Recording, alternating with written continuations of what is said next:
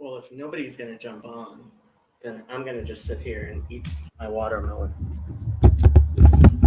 Ooh.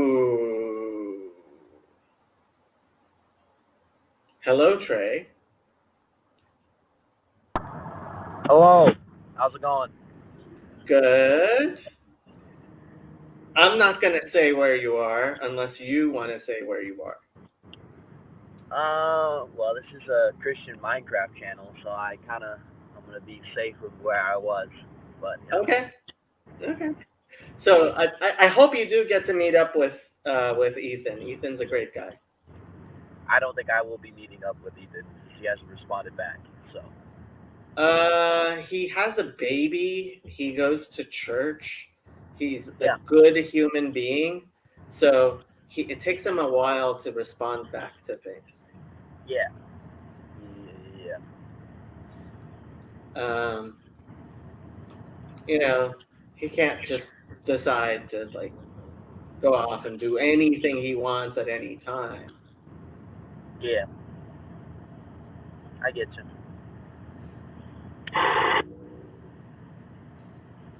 How are you?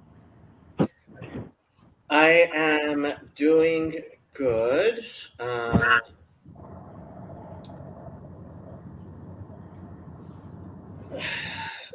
Today's, I mean, it's fun. Uh, let's put it this way. Um,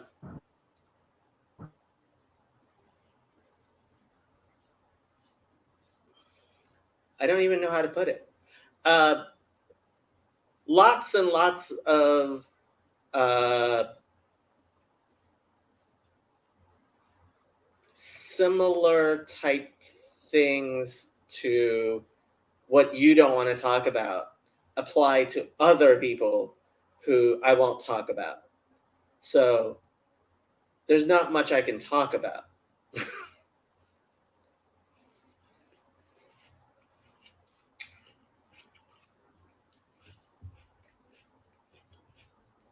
I think we lost Trey.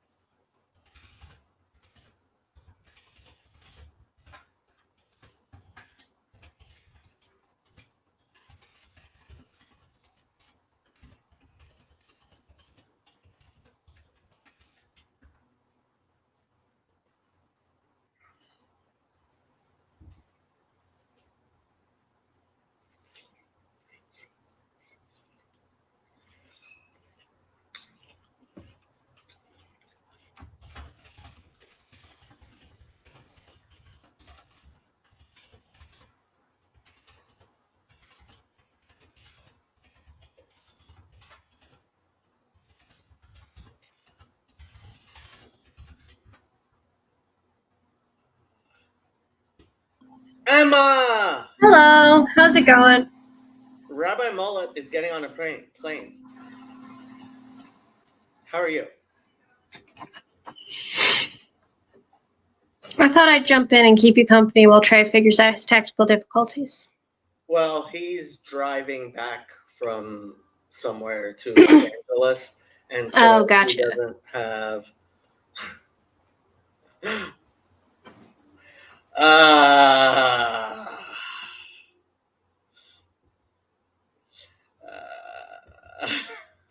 What? Oh God.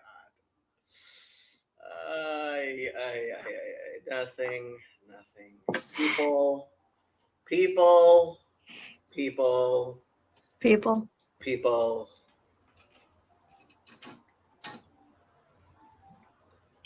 So, is there a particular reason you started just chatting stream, or did you just want to see who would show up? Well, I first of all, people asked me to start just chatting stream. Um, and then I so kind of funny thing. He might be, no, actually, he wouldn't be watching this because I don't think he would know how to watch this if,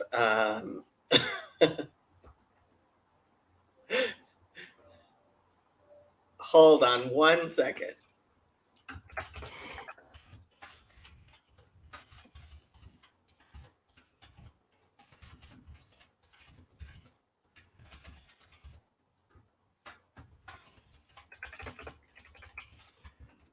Um,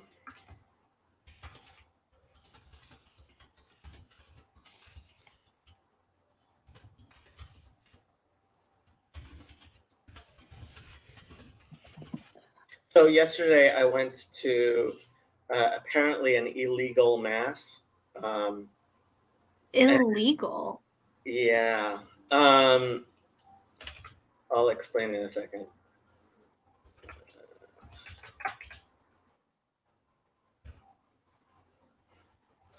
Um, okay, what was I saying? Yes, apparently you are not allowed to have Sunday mass on Saturday before 4 p.m. Oh, yeah. Yeah. And this mass, although it's been going on for many, many years, is held at 2 p.m. Yeah, that's not legit. Oof.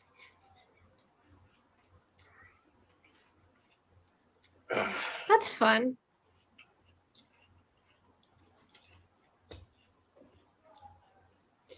Um, afterwards, I spoke to the priest for like 2 hours.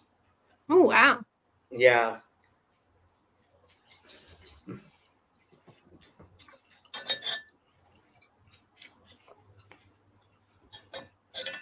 About what? Just in general? Just hanging out? Um, about like, well, I went there for a reason. I was hoping to, so you know that I'm volunteering at Catholic Charities. I might have missed that one in the list of things you do in your free time. I'm pretty cool. sure you were there when I said that I was gonna go to a secret Catholic location. Oh, yes. So the I remember secret, that now. yes, I forgot it, but I remember it now. The secret Catholic location is none of my greatest hits, believe it or not. None of them, absolutely zero. Monsignor McNamara is a very nice guy. Oh, a Monsignor. Yeah, he's retired. He's just one of these. I mean, he was almost uh,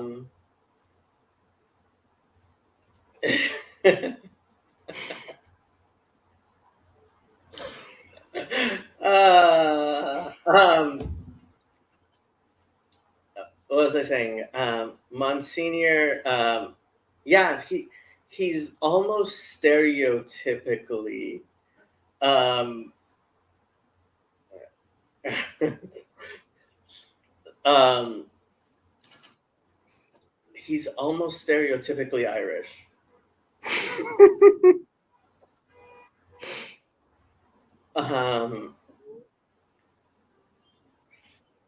Yeah, he's almost That's funny. typically Irish. He has an Irish accent, even though he's been living here since he was like in his 20s. Irish accents do not fade easily.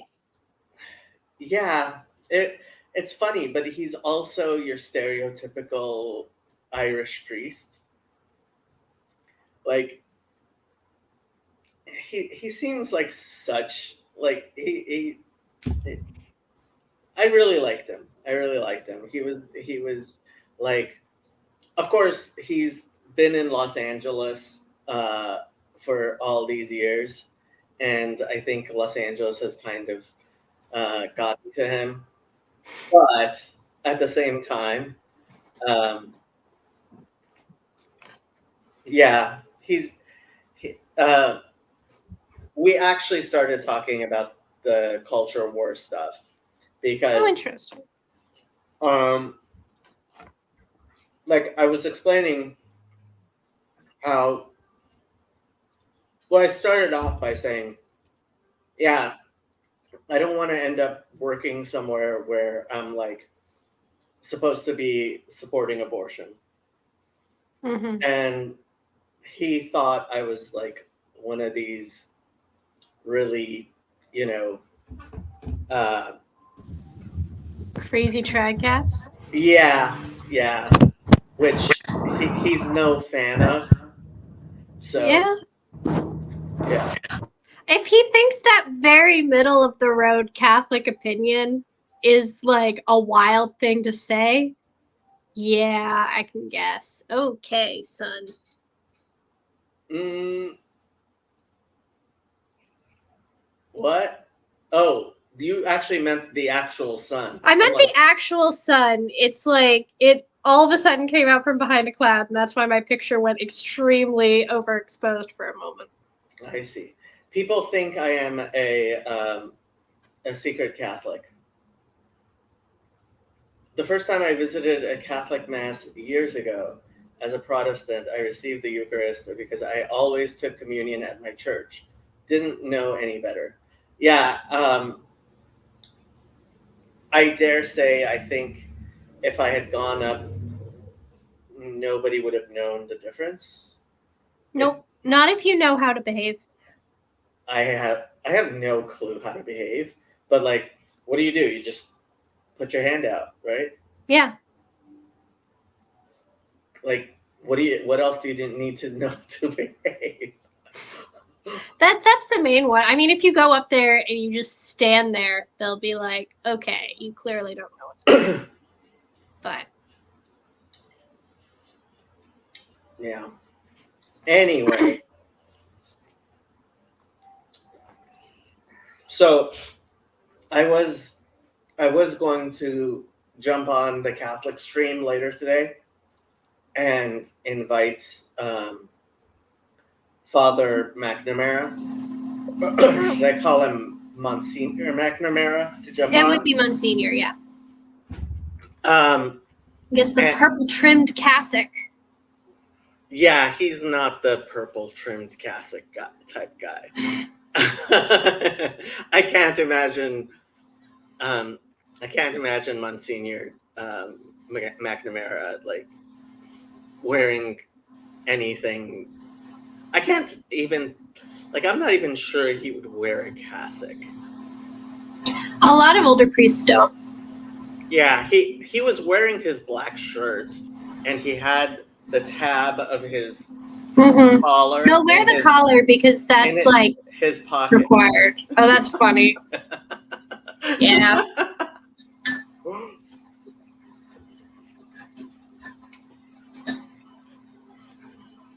So I just learned about this.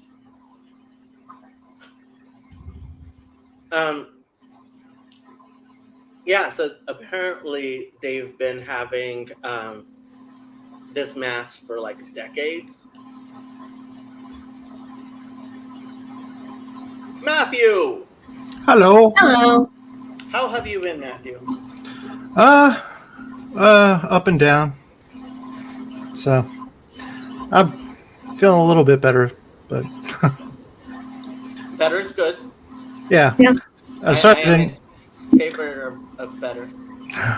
sorry I didn't get back to your message earlier. You messaged me on Discord, so yeah. I did, and one of these days I owe you a good talk.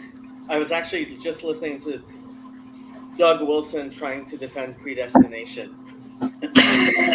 Oh, really?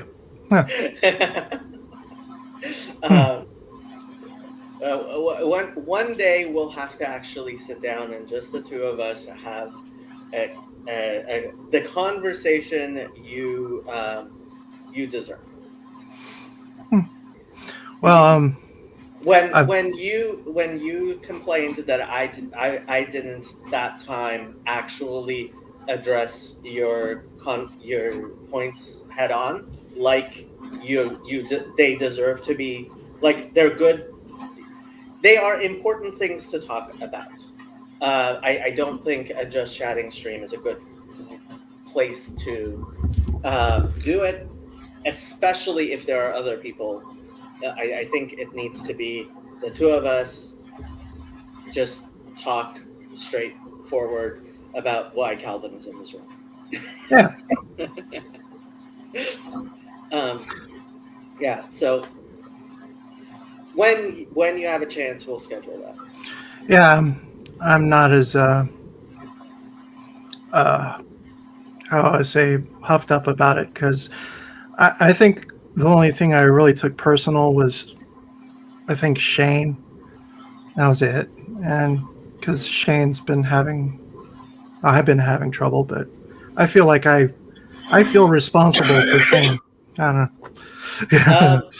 So this is part of what I can't talk about. I am very glad that to see Trey.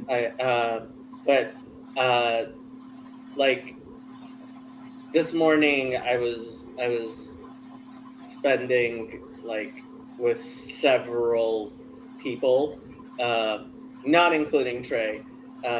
And like a few of them I haven't been in contact with, like I haven't talked to Trey in like a week. So it's like, oh, what's going on? Right. And the a few other people, like various things. And yeah, so it's funny, while these just chatting streams are the way that I've gotten to know all these people. First of all, some of them are just lurkers in the background, so like they don't want to be in like the actual conversation. Yeah. And others of them, while they may participate in various levels of this channel and or stuff, they're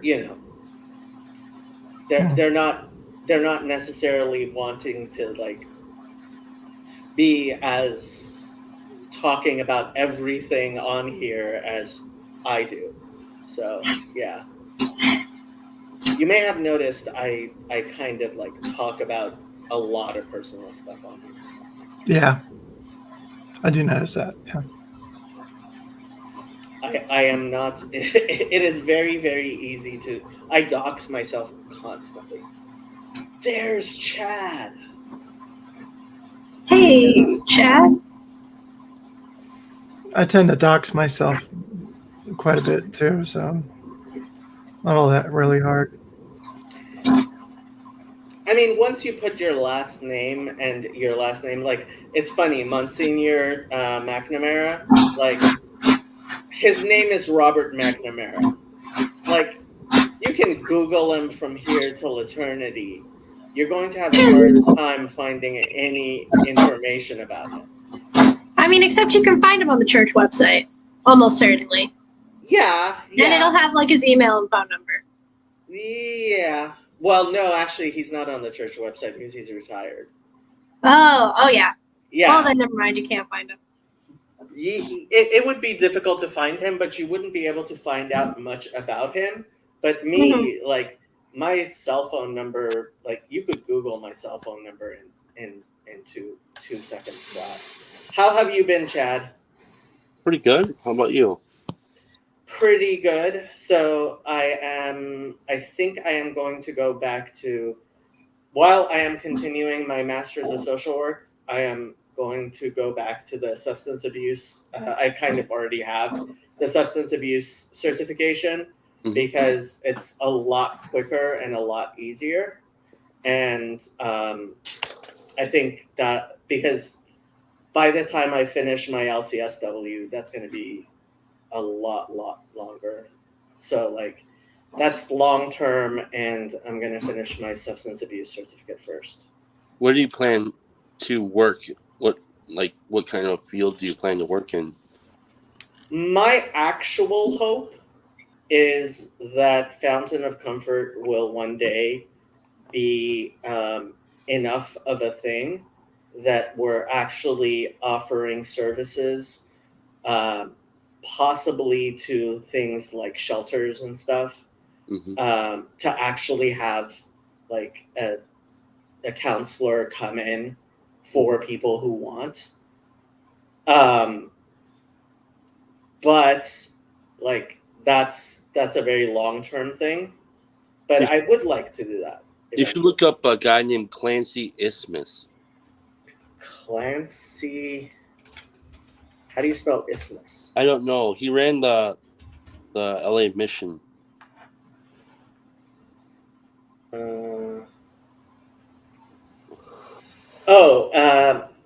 Imislund, Yeah. Clancy Imislund. Yes. He died at age 93, 3 years ago. Yeah.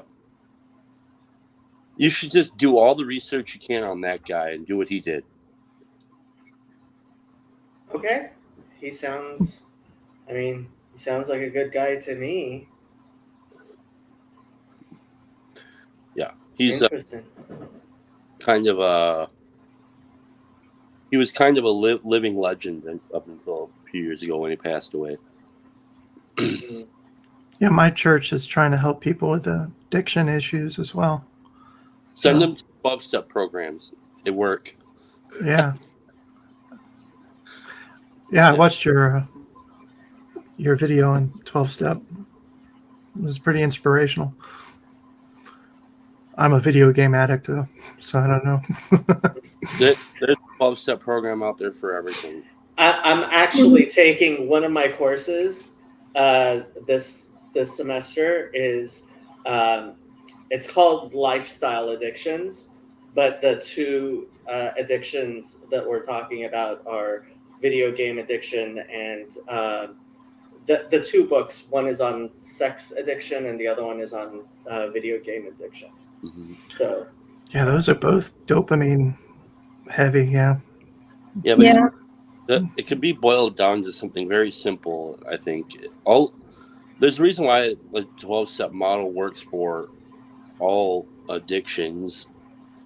It's because like the actual addictions are just symptomatic manifestations of the underlying things, which science I don't think really can solve. But the way that science and spirituality, or something like science and spirituality, converge is something like the 12 steps. And 12 steps, I wouldn't say are scientific, but the process that how do I put this? It's repeatable. So, and maybe in that way, it's something like scientific and not explicitly religious. It's been shown to work. Yeah. But the underlying issue, I think, is always going to be something.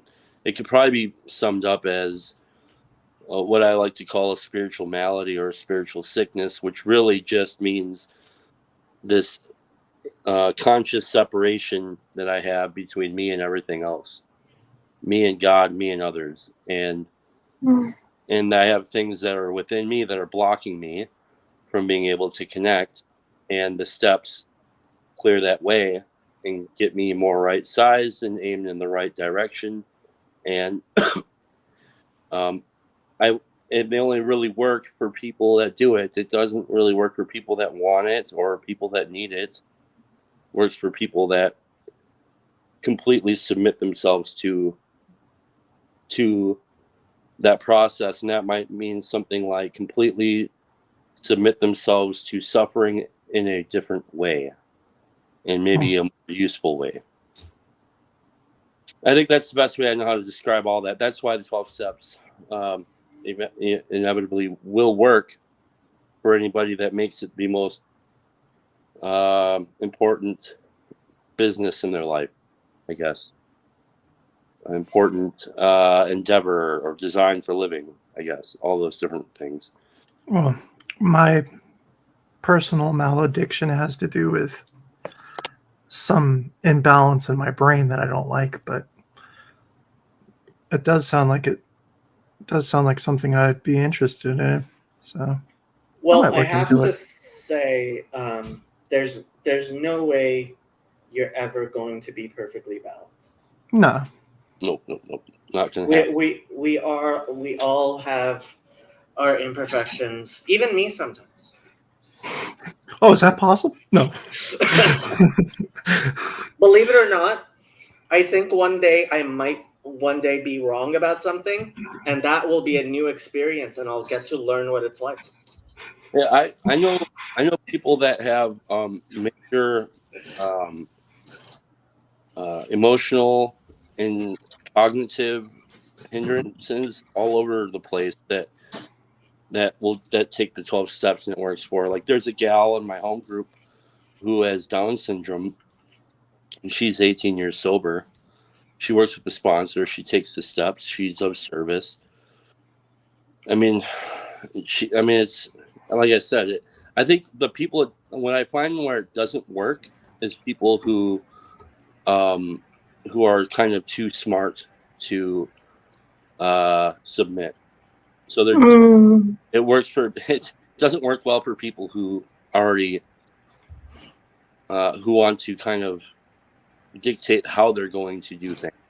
Well, nobody's too smart to submit, unfortunately. What people do is they outsmart themselves in submitting.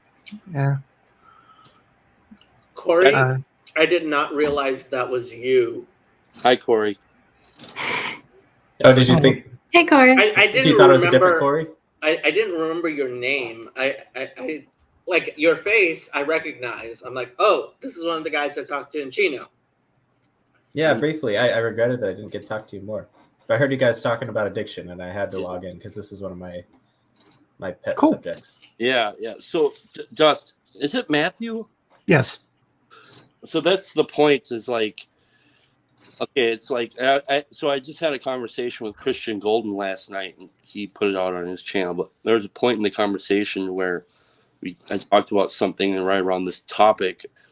It'd be like let's say your door is falling off its hinges at your house, and so then you call up a guy who knows exactly how to fix the door, right? And so you call him, and he comes over, and he begins to fix the door, but then you're like, wait, stop. I don't know. That's not how you fix the door. I want you to fix this. And you're like, he's like, yeah, but dude, I fix doors. I know what I'm doing. Right. And so, like I like to call, and I've been one of these people, I call them ask holes. Like I just ask, don't do. And so. Yeah, doctors make the worst patients. Yeah. Yeah. Well, and the problem with spiritual malady is like you'll hear a lot of people in recovery say that the illness of addiction is one of the only illnesses that will convince you that you don't have it, and so I don't know if that's true, but I mean, I've experienced that, where it's like, oh, it's not as bad as it, or I have the answers, or it'll just get better on its own, and I won't actually submit to something like as simple as taking a simple action. Like, here's a good example. There was a guy who asked me to sponsor him. I said, yeah, well, I'll work with you. And I said, the first thing I'd like you to do is I'd just like you to call me every day for 30 days. That's going to be one of the things I'd like you to do. Just call me every day for 30 days. I don't care what you pick the time. It's fine. I don't care if when I answer the phone, you say I called you, now fuck off, and then you hang up. I don't care if you do that. That's fine. I just want you to call me every day for 30 days. And he won't do it. And it's like, and you could already tell where this is going, because it's like, well, you're not willing to do something as simple as call me for 30 days. Like, I'm not any more than that. And so, like, I don't think him calling is going to, make him cured or anything, but him submitting to taking a simple suggestion and putting it into action, like, he's unwilling to humble himself. And like calling somebody is or taking that suggestion is an act of humility. And so Hmm. that's the thing. Those are the kinds of things that will block people from finding freedom and peace of mind and purpose in their life. They're not willing to humble themselves to simple suggestions. Yeah. Hey, Chad, I'm curious to know, actually, two things that I'm curious to know if you know about. Vervaeke put me on to Mark Lewis. I don't know if you ever read any of his books, like the Biology of Desire is the second one, but the first one that he wrote was like I think I have it here somewhere in this room. I don't know where it is. It's Memoirs of an Addicted Brain. So his whole thing is that addiction. He's a PhD type guy. Stop me if you know who this is. PhD type guy who spent like the first half of his life deep in drug addiction, and then got free of it, and then went to school to study it and basically become a super addiction therapist, neuropsychologist kind of guy. And he wrote these books that's more about from the perspective of a person who's actually been through addiction and recovery, because so often the treatment is kind of divorced from you know what the actual experience of the person is what he started to discover. And so Vervaeke talked about him, but I found that links really tightly to another book that I've been reading called The Ethics of Beauty by an Eastern Orthodox guy that people have been talking about recently. That's all about how, like, you could use different types of language to describe it, but like life habit patterns are really the only way to heal from addiction, because addiction is itself just an evil habit pattern.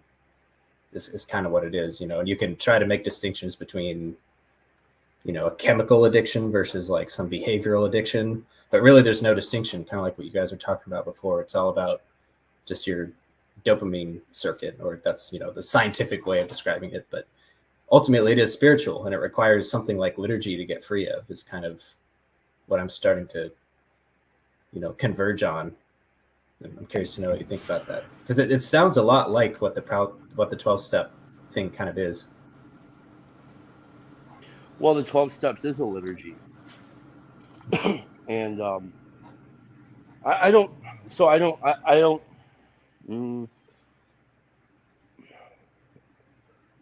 have an opinion on any medical treatments for alcoholism. I will say I don't think that AA owns the cornerstone on any of it, but it's the only thing I have experience with. And I've heard people talk about it. Like the other day, Yosef sent me a link to a gentleman who does work on the convergence of Judaism and the 12 steps. And Joey Rosenfeld. Yeah, he's literally the only dude outside of AA that I've ever heard accurately describe what addiction is and the solution to addiction is. And that was mind-blowing to me. I'm like, oh, thank God somebody sees it. You'd be surprised how many people, even in AA, I mean, can't see it. It's a lot of it, I think, has a lot to do with a lot of different noises and opinions and things like that. And so it gets, and I guess so, like, now I'm kind of talking like I'm some sort of expert. I wouldn't say I'm an expert. But you're an expert in your own experience, right? And that's definitely yes. not nothing. Yeah, and I think I have a very nuanced understanding of, and I've heard a lot of people's. Got to be careful. With you got to be careful. Humble bragging. Sorry. Yeah. I wouldn't say, like. All I know is I paid very close attention to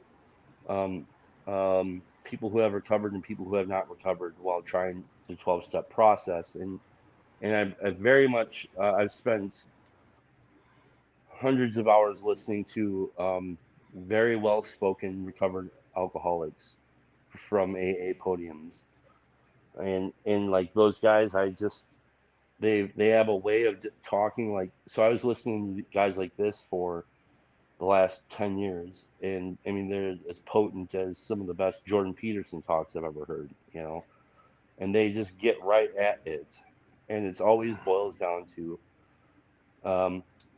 it's a spiritual sickness, and we can call it anxiety, we can call it depression, we can call it chemical imbalance, we can call it all those different things, or we can call it demon possession if you want. I don't give a shit. Like, all it is I think it's the simplest thing, because if I'm a guy whose life depends on it, and I need to get to an answer quick, and I'm willing to get to an answer quick, the simplest answer is there's a spiritual sickness, which just means, and I believe, well, first of all, I think you have to kind of have a good definition of what spirituality is, or what spiritual is. And for me, the way I understand that is spiritual is what happens between us while we seek God. That's it. It's like the best, quickest answer right there. So you, me, and God, that's spiritual. And so what a spiritual sickness is when something in that circle is broken. And usually spiritual sickness has me cordoned off away from you and away from God. So it's isolation. Yeah. And it's spiritually sick because it's just me stuck in this house of mirrors, stuck on me. So that's the spiritual sickness. That's the imbalance. And so I could seek God all I want, but if I'm not seeking my fellows, then I'm not seeking God. Yeah. So, like, that's how I understand it. And it's a very simple answer, I think. And then, so that's what everything in the 12 steps is aimed at that. It's not aimed at getting me sober. It's not aimed at getting me in a place where my life gets better and I get a home and a marriage. It gets me aimed at how can I be useful? How can I seek God better? That is it. That's how I understand it. That's how I've understood it. Listening to the wisest people from the AA podiums I know. I mean, I've had some very profound experiences listening to these people, and then taking what they say and then like trying to make it the center of my life, and that's not, you could say, well, I might be putting those guys on a podium. Well, for a while I had to, because I don't think there's anything. I don't think there's anything entirely wrong with putting people on a podium. It's just right. If you need to. Right. Well, yeah, we've talked about that before, Matt. And like the thing is like sometimes the guy on the podium is the guy that helps get me connected to God. So again, it's that whole spiritual. Because maybe I'm too terrified to go directly to God. And maybe his sinners are the best folks I can get in touch with him with sometimes. I don't know. Well, even the people on the podium are sinners. No doubt. This is why we can understand each other. I think that's why I've found that's why saints are so great. Like, coming from a Protestant background, I really didn't get it, but now exactly what you're describing is like, I can't see God. I will never see God in this life, but I can see people who were closer to God than I was.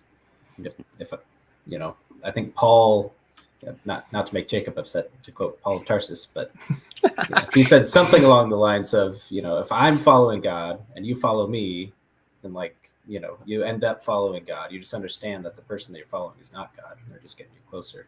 Yeah, I think that's great too. Paul would have been a great sponsor. That's kind of what saints are. They kind of like, they're your sponsorship. They're your sponsor into a spiritual life that you're willing to submit to. Whether it's your pastor or your grandma or maybe St. Paul, maybe it's, when Peugeot talked about St. Christopher, I was like, oh my God, that's my guy, dude. Yeah.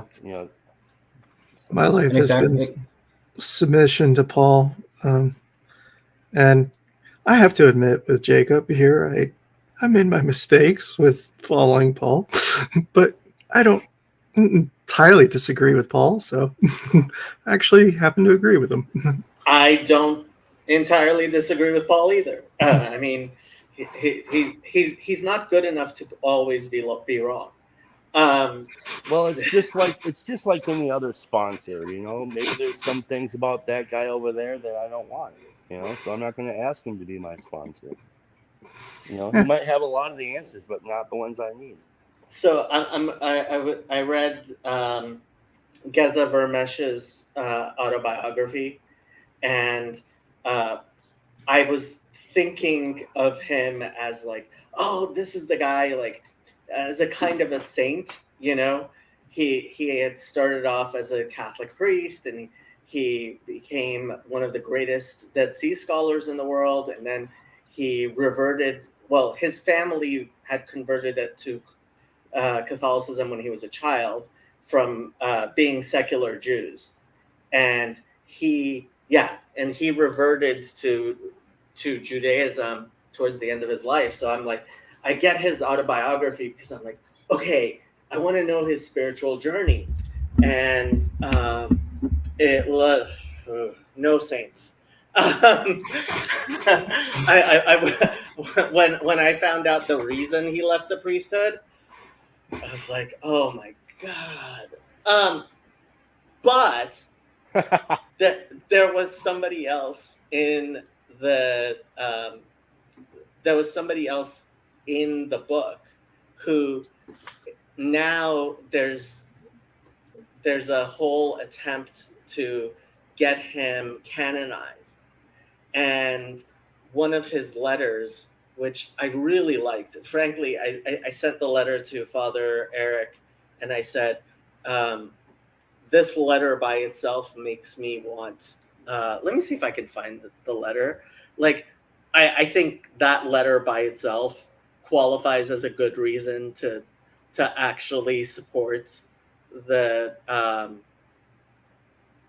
so I wrote to Father Eric. This is a letter he wrote. I would canonize him based on this alone. Let me pull up the... And who is this again? Who is this? John Bradburn. I doubt you've heard of him. No, I don't think I have. Let me see if I can find... the link isn't working. Well, guys, Is there any? There's an I love you much. I gotta get running. I just wanted to say. All right. say Good to hello. see you, Chad. Happy Sunday. Yeah, happy Sunday, Corey. We should talk sometime if you're ever Yeah. interested. I would really like that, Chad. Let's set something up. We're friends on Discord, right? I'm pretty sure we are. Yeah, Yeah, thanks for coming on, Let's talk. Chuck. Yeah, I'm gonna get going as well. I might miss the Catholic talk tonight, and if I do, it's because my wife is in labor. So pray for us. Oh, We're so Mazel yes. tov. Congratulations, and we will definitely All right. pray. Thank you. Yeah, hopefully it'll be Blessings. tonight. All We'll right. see y'all later. All right, see you.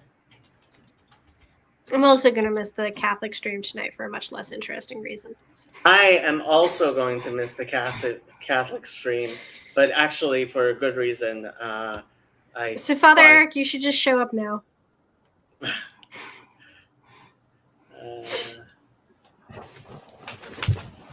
think this is the letter. Let me see.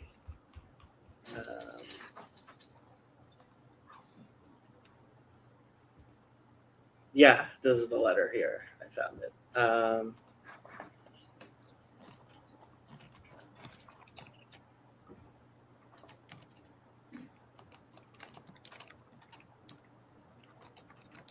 So the letter is entitled, let me pull it up. And let me make it big enough so people can actually read it. Is entitled Letter to Father John Dove, 1952.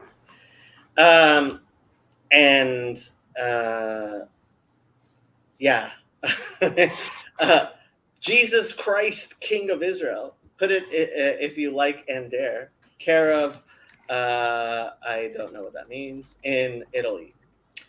25 September 1952. This time, 3 years ago, I was within 12 miles or so of here. mutando mutandis, or some such. My dear old Critch, this is how he called his thing. Dearest friend in the Lord, what a joy it was to get your long letter yesterday. Very many thanks too for the one I received in Rome at Assumption Tide. Yes, I've been rotten, and I have no idea what this word means about correspondence. Only I have been pretty much on the move vagabond wise till quite recently. Critch, you're good, so very good, to have written twice to my mother. Your letters are a very great blessing and comfort to her. You are right about accepting some things from home, and most wise. The other day I did write, as a matter of fact, and ask her for one or two things. She is a saintly mother indeed. Though I have not written, you have been daily and frequently in my thoughts and prayers. Old Herrengrop, I have no idea what that means either. And the thought of you is always an inspiration, always a pointer to Christ and his way, his will. You are already an alter Christus, and are to become even more closely this. Your vocation is a vocation of the strong and loyal. Mine is an odd vocation for the weakest, wobbliest freak that ever God made a vessel of his great mercy. If I go on, you'll bind about my being a flatterer. But if ever a man and should be proud of his greatest friend, it is I that should be, and I love you as my own soul, feeling your success in Christ as though it were mine. Praise be to God, and blessed be Our Lady for the devotion to her which you have inspired in a home that before your coming was totally lapsed regarding the only thing necessary. And 'twas you led me to her, kicking and yelling I was. My incomparable old throat lark, I'm a downright fraud, far from being holy and mortified. I've never once gone hungry at all this picnic, and God and man have befriended me continually. Blessed be God for this. Blessed be he that I have no athletic feats of desert fatherdom to my credit, because I am a vessel of his mercy, his astounding mercy. Pettiness, fits of fury, intense egoism and selfishness, impatience and intemperance is in my appetite for food. These are my distinguished roll of honor. But nevertheless, in spite of all my frailty and because of your prayers, the Lord and his lady are with me always. It's no good giving details here. I'd ramble and never stop, but I am going to write for you and mother a faithful account of things to the best of my memory and ability, with no gloss. Italy would shake you. Thank heaven the faith in England's loveliest land is on the battleground. Here one sees much that is good and joyous, but also much that speaks only of Laodicea. I guess that's a biblical reference for Christians. The times of the Gentiles, good captain of Christ, are almost up. You are in for the final rally, but look to Israel, look towards Israel now. The tables are soon to be turned. As for me, I am deeply convinced, and this half against my personal and poetic inclination, that for a time, maybe for a long time, maybe till the end, my role is here, nowhere else, and here no less than if it were in Israel. It is the role of that ass which Christ's disciples loosed for King Israel's king. Critch boy, I have nothing, and in this sure knowledge rests all my hope and confidence. Your destiny and mine are inseparable, dovetailed as with t'other. Forgive the pun. Father Francis, my confessor, spiritual guide, and employer, all at once, is wonderfully good to me. Here he has a parish, which is no easy task. Please, God, I am of use to him. Pray for his work and his parish, please. He is a dear, charitable person. It has been a fantastic 2.5 months, and believe me, I've just blundered along in a most unpraiseworthy way. More and more, we learn to rely upon entirely, to love only the life of grace with utter contempt of our own strength. My well of personal strength is a cesspool, so I'm blocking it up and forgetting about it. One sin Our Lady has guarded me from almost totally in this voyage throughout, even in thoughts, because she knows I am too weak to bear temptation. The very sin that has marred yet made my whole past life, that of impurity. There above all I fell, and but there above all I turned to heaven in my complete frailty and weariness. O Felix culpa, oh happy sin, I guess is how you translate Happy that. fault, yeah. Happy Yeah, sin. your your temptations may continue in this, though you were never in the mire I was. If they do, it is because you in Christ are withstanding them and gaining heaven for others thereby. My grace is sufficient for thee. Pray on, pray much for me, dear friend. Pray for my conversion from self love to the love of God alone. Michael Cooper's friend at Rome is a great soul. How good of him to write. And I'm so glad Michael is happy and settled in his high vocation. The college vacants villa at Castel Gandolfo was an inspiration. I have no idea what this is. Chinese, well, I won't say that word, but at the time it wasn't considered a bad thing. Africans, British, all kinds, but only one Jew, the king in their midst, in his holy place and in their hearts. The Holy Father is a miracle, a great and courteous saint. Be sure of my poor prayers, which are made presentable by going on and all through Our Lady, especially for Aunt and Betty, but also for all your dear ones and our mutual friends. Mary has your heart and mine. She knows better than we who are all those we want to pray for faithfully. Respect my confidence entirely regarding Aunt and Betty, and be sure I pray for their good here and thereafter. I might skip this because it's more what you call it? Okay, Devon, Somerset, Dara, Doon, Campania, Sussex. All these, how exquisite all these, but only beckoning us on. We know we have here no lasting habitation, yet we know too that all earth's loveliness will be refound and multiplied. Our dearest views and loves, possessed forever and aye, in God our home, our native land, Gloria Patri et Filio, et Spiritu Sancto. Yes, more what you call it? Oh Trinity, whom I adore,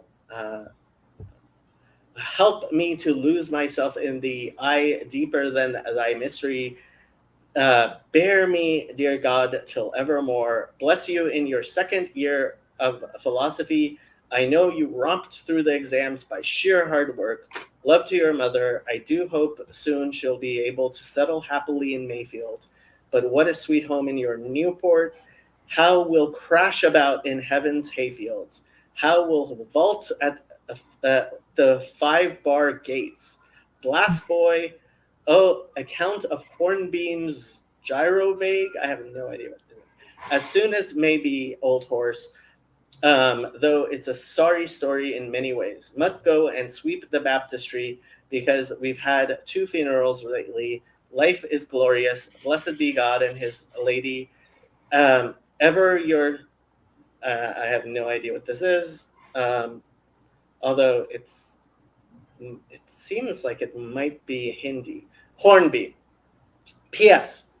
My greatest mortification so far is to view the contrast between what you seem to think I have done and what I have done and left undone. And Critch boy, humility I have so little of pride so much, beseech God's mercies that they cease not towards me. P.P.S. I pray for you to be numbered among the greatest saints, and I pray this with very great confidence. Pray on for my sanctification too. and this is the thing that I really love, because it would encourage so many souls if such a wreckage might come to canonization, and I do so want to bypass purgatory. Now, to tell you a little about this guy, and why he's been cleared to be the cause of his canonization has been cleared by the Vatican. So he was in Zimbabwe helping at a leper colony when there was the revolution, and they came and they took him and they murdered him. He apparently there have been miracles and stuff, and frankly, from everything I can see, the only reason he hasn't been canonized yet is because he would kind of be a martyr for white people who were murdered by black racists. Oh man. Yeah, and he would be the first saint from Zimbabwe. And I'm guessing they just don't want the first saint from Zimbabwe to be white. Yeah. White. Yeah. But when you like read his life, like he was Also, there's 1,000 reasons for canonization cases to just move incredibly slowly. Yeah, but I think that for this particular case, especially because there's kind of already a bit of a cult of him in Zimbabwe. Like the guy spent years just working at a leper colony. Yeah. Right. Yeah. And like at his and he, like, we have a bunch of his That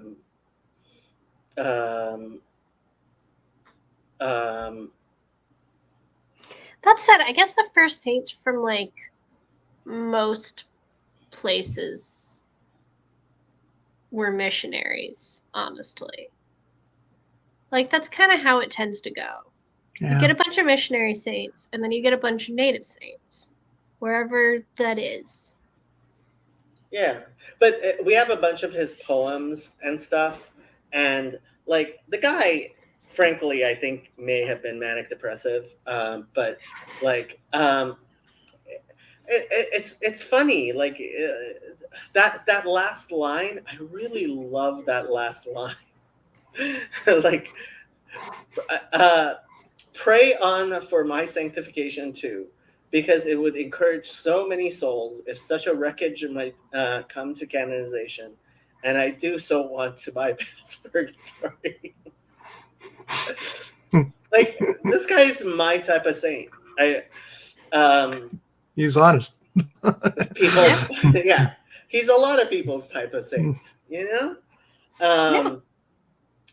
So yeah, I found him because, so this is what happened with Geza Vermesh, which I was like, I was reading this and I was like, oh my God. So this guy was friends with Geza, who was a Catholic priest. And so when Vermesh went to England, this guy's like, oh, you have to come visit me. Right?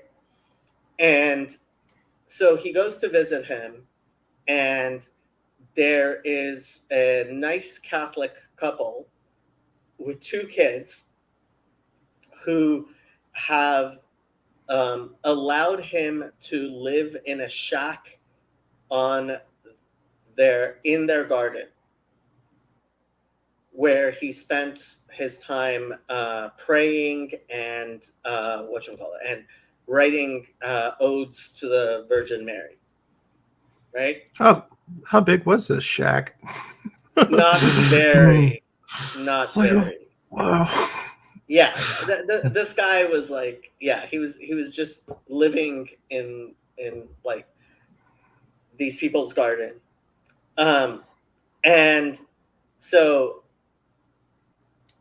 he takes Geza Vermesh to meet this couple, and he does, and he starts talking to the couple, and all it said in his autobiography was that it was clear that that Vermesh and the wife fell in love, and everything was done above board.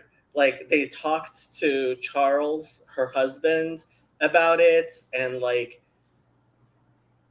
yeah, Charles took the kids and went off to China or something, and he left the priesthood. And once they were divorced, the two of them got married in a civil marriage.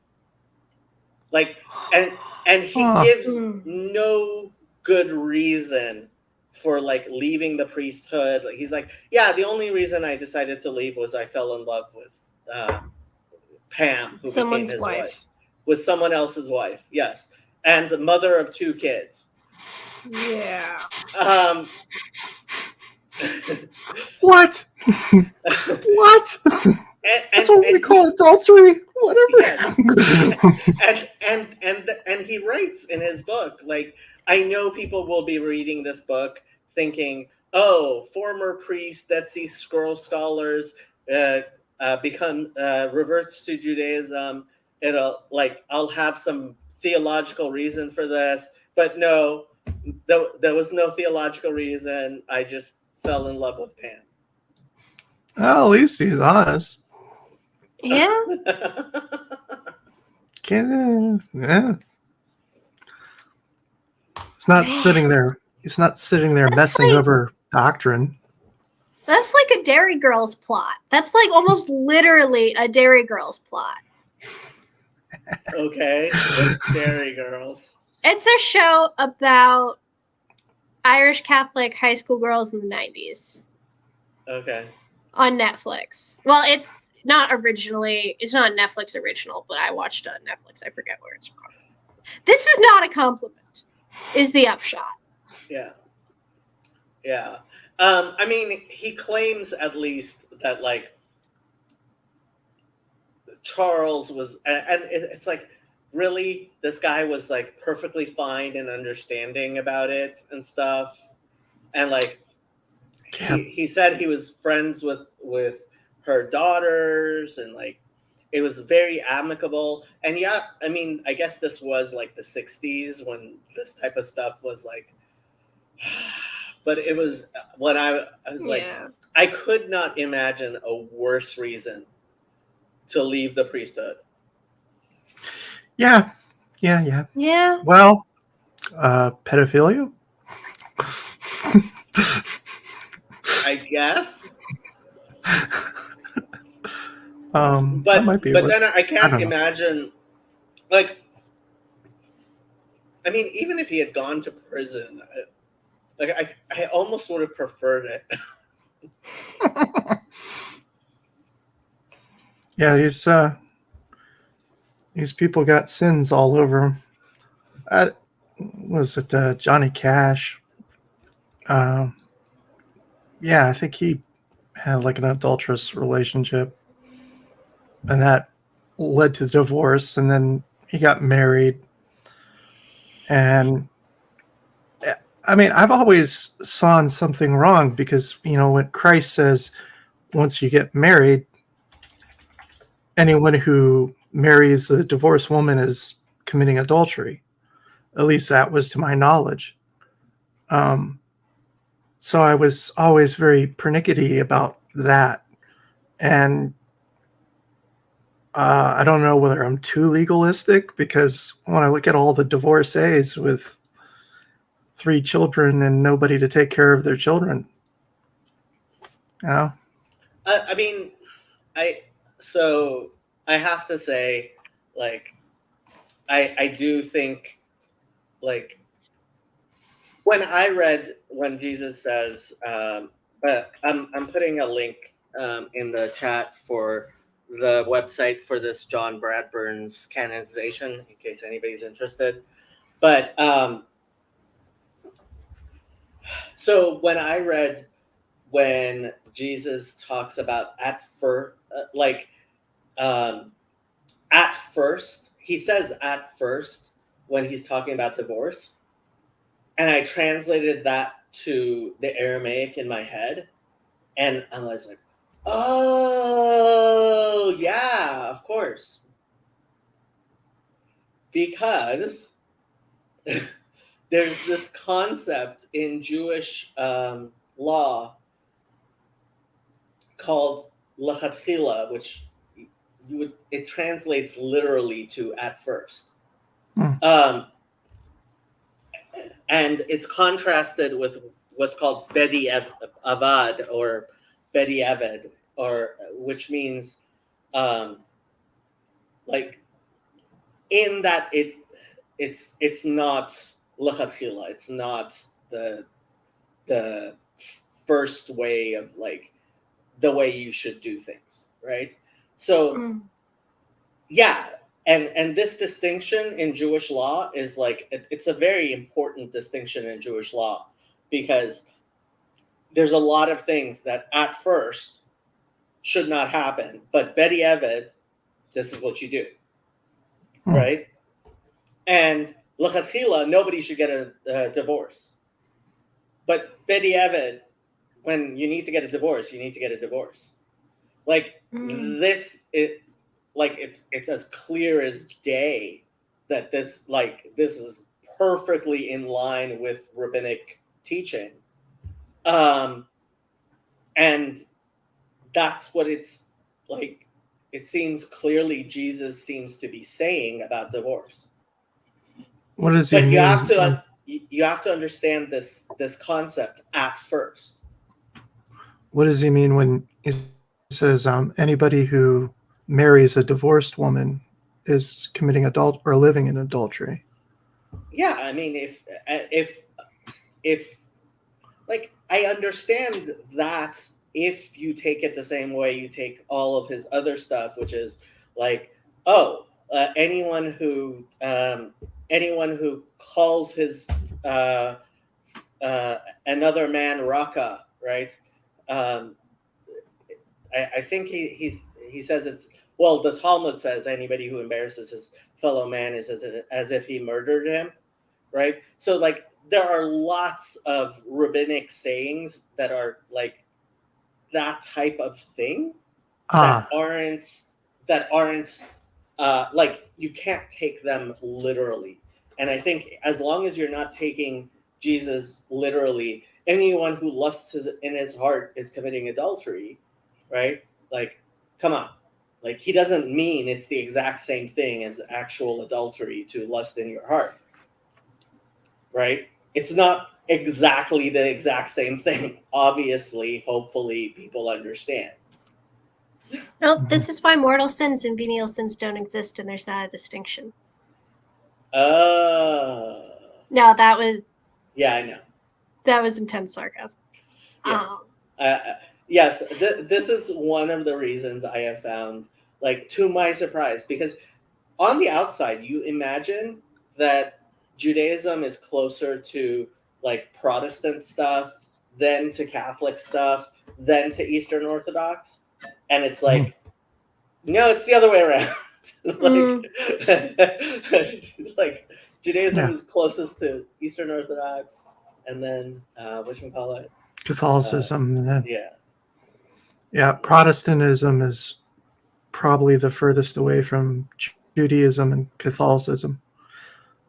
Well, that's why some Protestants accuse Catholics of, some of them, I don't know, being too similar to Judaism, basically. And that's where we got all the weird accretions that Jesus clearly didn't intend. Oh. I don't know how close Protestantism to Eastern Orthodox, because I'm not too familiar with Eastern Orthodox when it comes to redemptive redemptive thinking.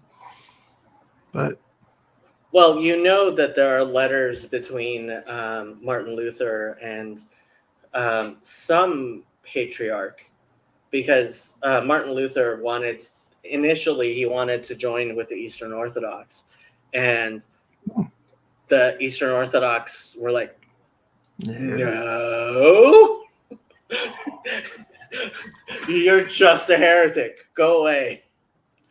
He was kind of hoping he would be made like the Pope of the West by the Eastern Orthodox. Mhm. Um, Well, I have a lot writing on the heretic. uh, but I do think that, faith without deeds is dead. So yeah. Yeah. and Uh, and Martin Luther wanted to remove the Book of James out of the canon. Originally, he wisened up.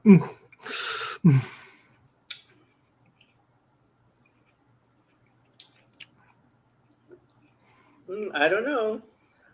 Hmm. Anyway, Emma, are you sewing or knitting, or what are you doing?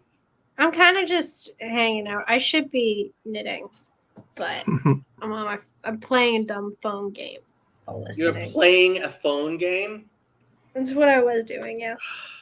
Not anymore. Why not? So when I'm doing Because Jacob's shaming me for it on the internet. so I think at least once somebody was like, Jacob, what are you doing during the Just Chatting stream? And I pulled up the jigsaw puzzles that I always do. Oh, nice. Okay, Yeah. that makes me feel better. Because it's hard to listen without doing anything else, but I also feel rude.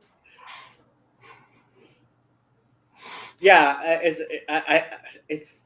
I have a similar thing, and I realized, oh, you know what? If I was doing something productive, like we could be having these discussions, and that's why when Trey gets back to Los Angeles, my plan is to start going to the gym and see if we can have our Bible studies from the gym.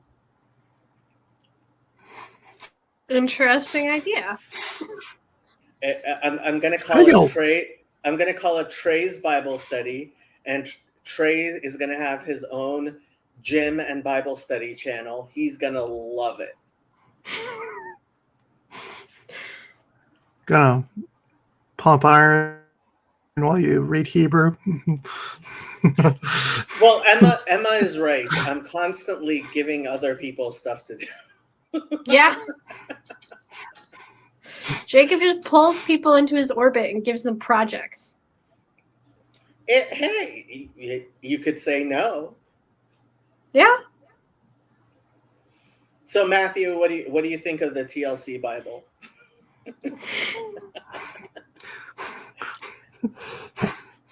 Was it too long Correct to? reaction. No, we're making okay. So the TLC Bible, it's going to be the Lolcats Bible, and we well, Emma is the official editor of it, so she gets to make any of the decisions. But And then get my suggestion was that she start with the Dewey Rames,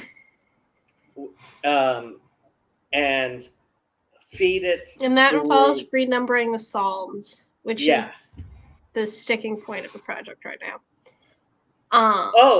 Father Eric has a chart. Oh, that would be helpful. Yeah, Father Eric put a chart up on the Discord server Ages ago before I joined. maybe, but I should be able to find that Psalms chart on my Discord server.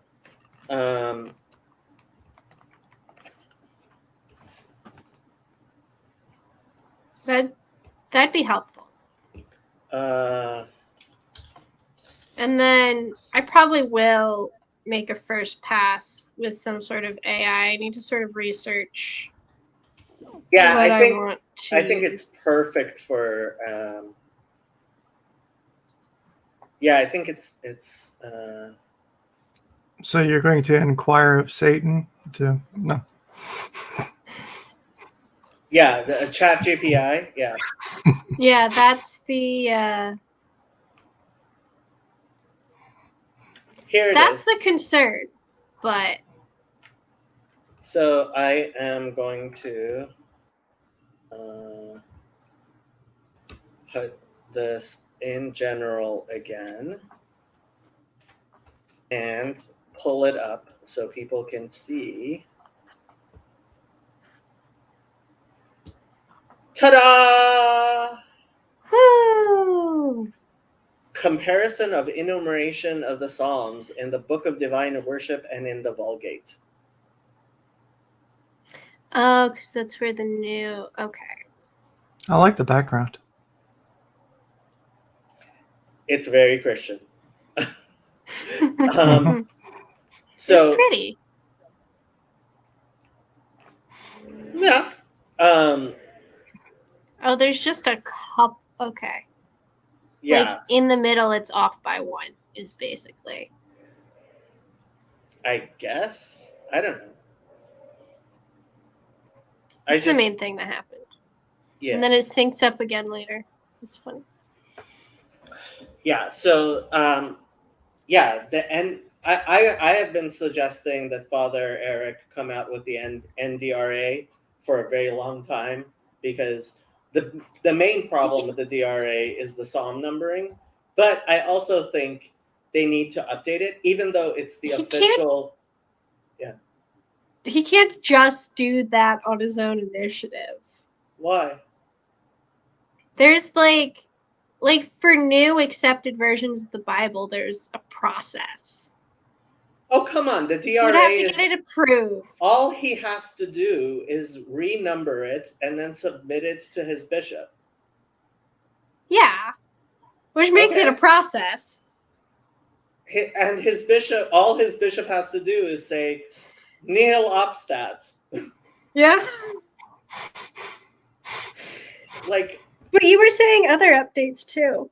well, I interrupted you. I would prefer, like, so the DRA is the official translation I've set as the default on BibleBot on my Discord because I've just found it to be better than any of the other ones, at least for the Hebrew Bible. And NIV isn't a choice, I don't think. Or NKJV, was it? Like it was between KJV and DRA, and I looked at the differences and I was like, DRA actually seems better. Yeah. And then we started talking about the Lolcats Bible, which was an open project on the internet with no copyright. I think no copyright. I'm Like pretty it sure was it's no Community Commons copyright, something like that. Anyway, when I looked at it, it's not really a well done project at all. Like there are segments of it that are cute and fine and nice, but like it's not the entire Bible. And yeah, I think ChatGPT, like this is what ChatGPT was kind of made for, right? Yeah. So I'm like, and we have Emma. It's like, Emma, you can do this. And the fact that we can call it the TLC Bible, I mean, that's just perfect.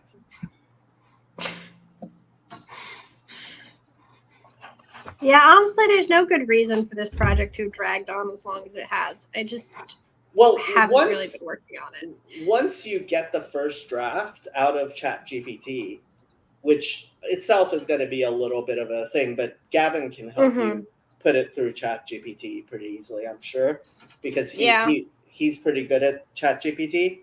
But like, well, what I would do is first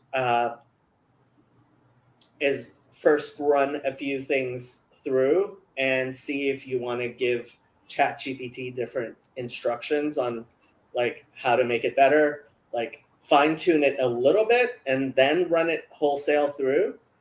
And then that's when the hard work comes in of like going through, seeing what crazy things ChatGPT did that are completely unacceptable. And like fully editing it. Yeah. Yeah. And yeah, you have to fully edit it and you know, you would probably want to run it past a few people, including hopefully Father Eric would have time to at least If take a he's look not at it. so fed up with this whole project already and just the idea of it. If it's done well, I think it's a great idea. If it's done well. Mm-hmm. I think being in lolcat speak, what at least what you can do is like for all the genealogy tables, like maybe one or two of them like have a joking genealogy table that people could read through, but like the other ones be like say something dismissive like, and then a bunch of cats had kittens, right? Yeah, something like that. Yeah. Then just skip the whole thing because because cares? it would become a good, like, this is supposed to be what I think of it as I'm the type of person who's never read through the Bible and will never read through the Bible, but if you put a comic twist and kind of like take out at least the genealogy tables, right, and translating it to lolcats allows you to actually like jokingly skip a lot of the repetition and stuff, I think. Mm-hmm. And then you could have an actual Bible that you could give to people who would never read any other Bible you give them, but they would actually read this. It And I gives could them make a the pretty meat. copy and finally carry out the threat I made to one of my friends 5 years ago before he got married. Which is? Well, his wife is the one who introduced me to the Lolcats Bible, and he hates it. He's training to become a Presbyterian pastor now. He hates the Lolcats Bible. And I told him I would buy their first child a copy of it. And I haven't yet because there's not actually a good copy. Yeah, that's when I saw there's no good copy that's like worthwhile actually buying.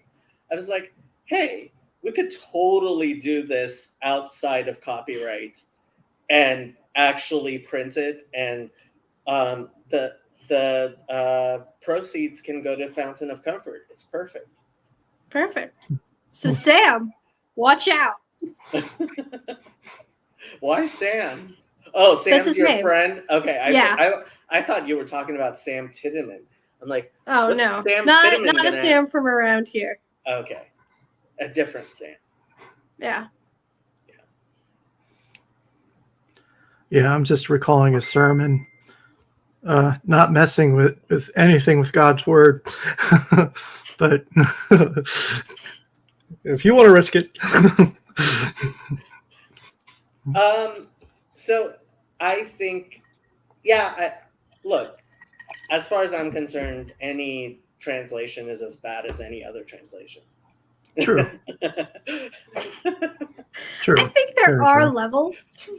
Yeah. To some extent, but I have to say, so anytime I translate, like I'm translating a verse, I translate it in context for why I am translating it.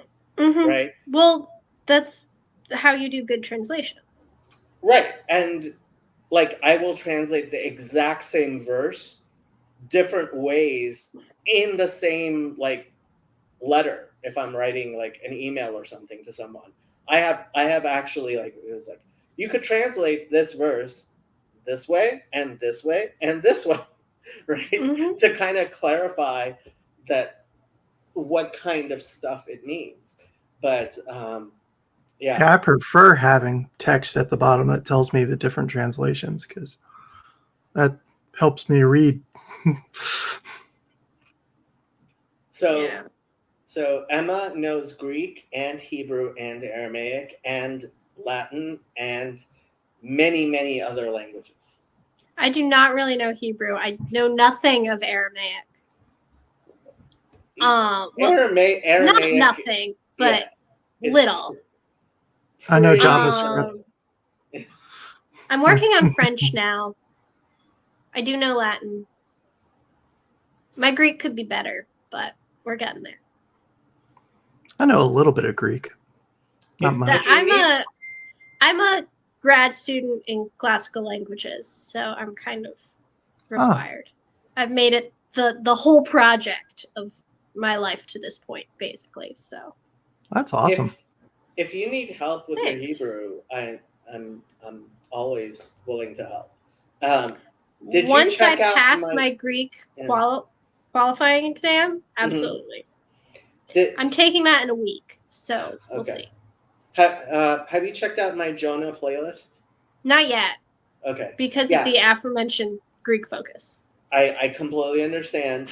My Jonah playlist. So I found out that biblical Hebrew classes tend to start with Jonah because it's a very good place to start. It's short and interesting. Not only that, the Hebrew is actually remarkably simple, Oh, cool. and it contains. Father Stephen said he gave a percentage. He's like, if you know all the words in Jonah, you know 70% or something of the vocabulary of the Bible. Oh, wow. And I think you only need like 80% to read fluently Honestly, for like most things. So Jonah Thanks, William. appears to be the like one of the most primitive like Hebrew stuff. It doesn't have loan words as much, and it doesn't. So like, I figured Job would, but I don't know. So Job, because of linguistic stuff, a lot of the textual critics believe Job is actually a lot later than other things. I personally am perfectly fine with believing that Moses wrote Job, or anyone else. yeah, I thought textual criticism was a garbage field no one should pay attention to. It kind of is, but there are plenty of garbage fields nobody should pay attention to. In fact, almost all of them. Like, psychology is a garbage field nobody should pay attention to. But I am. Some of them. Hey. A What is fly this flew at my head. And I wanted to make sure it didn't land in my hair.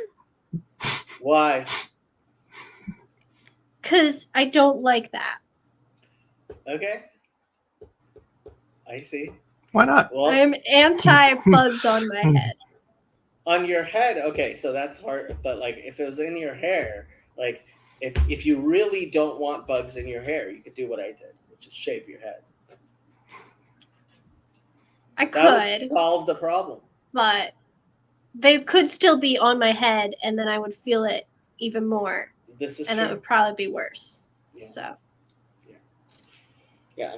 So I started my Jonah playlist with a half an hour introduction to Hebrew. That if you like, it's a very quick introduction to Hebrew, but it includes basically all of biblical Hebrew grammar. Huh. So if you memorize that half an hour, like, you should be able to, like, you basically know Hebrew grammar. Huh. I hope. Biblical Hebrew is actually remarkably easy. It's got most of the Hebrew textbook here in photocopies. well, I know it reads from right to left, and Plus some reading contents.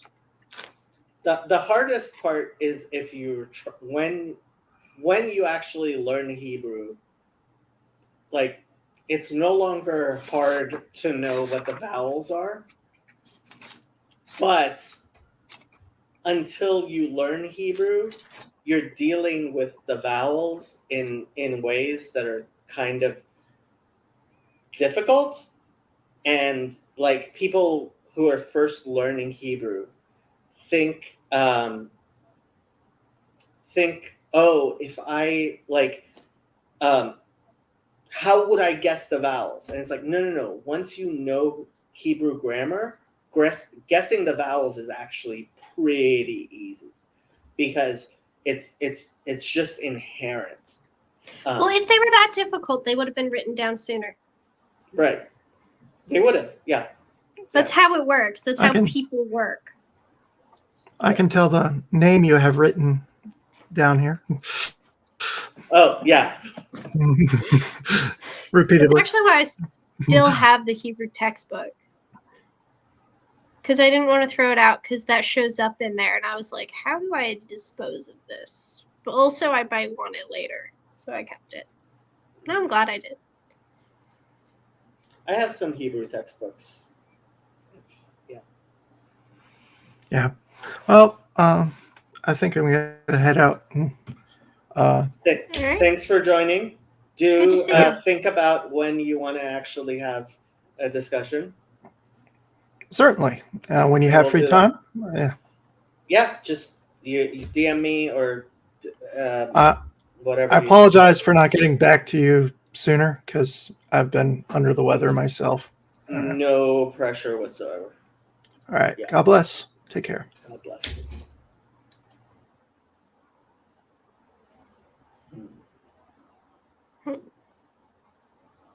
So what are we going to talk about now, Emma? I don't know. So we could sit here quietly and And wait for someone else to show up. mhm. Yeah. I could also go do schoolwork before the party in 2 hours. But that seems like a lame option. If you have schoolwork, you probably want to do your schoolwork. Yeah, I'll probably go in a few minutes. But Yeah, you it's very also late. don't have class tomorrow, so No, I don't. And that does help quite a bit. it does. What does the husband think? He's doing schoolwork. That's why he's not here. Yeah, so you know Because the his is Hebrew, due tonight. you know the Hebrew of Ezer Kenegdo, right? No, unfortunately. So a helpmate against him, Ezer Kenegdo. Oh. Yeah. So we and Andrew joined just perfect time for this. So literally, Ezer Kenegdo means a helpmate against him, because we kind of believe that like it's husband and wife are each half a soul, and it's when they are united that they're completely whole, right? And so like in Judaism, the number one thing about anything is, did you ask your wife or ask your husband? Because like that person, that's the person who really like completes your soul and guides you in the correct way, if the marriage is working as it should. Mm-hmm. Yeah. Did you want to talk about something, or should we see what well, I'm guessing this is actually, so I think Ezekiel 23:20 is the supposed whatchamacallit? I don't know. Sorry. So it's oh no, it's the other one. Okay. I mean, I'll do it. Fine. Like I'm not scared. I was wondering why this person is telling me to do Ezekiel 23:20. But here we go, Ezekiel 23:20. This is not for children. Adults only stream. Are you trying to kick Andrew off? Andrew pretends to be an adult. He's legally old enough to be an adult. So we're going to treat him like an adult. And one of these days, he will hopefully become an adult. That's why he froze. He's afraid, like the adultery. All of the adultery. Yes. V'tagna al pilagashehem asher basar hamorim basaram v'zirmat susim zirmatam. So,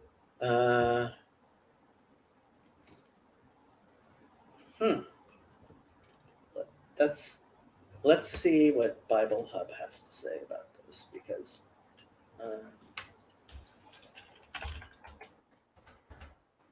like these words are difficult words. Ezekiel 23:20.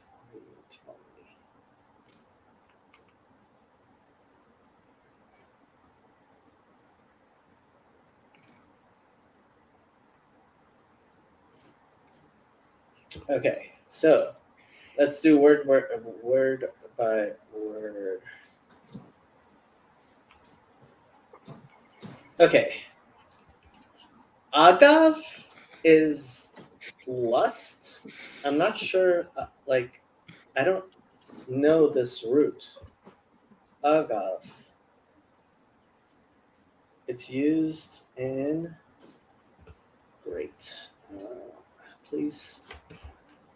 Now my computer's frozen. Oh.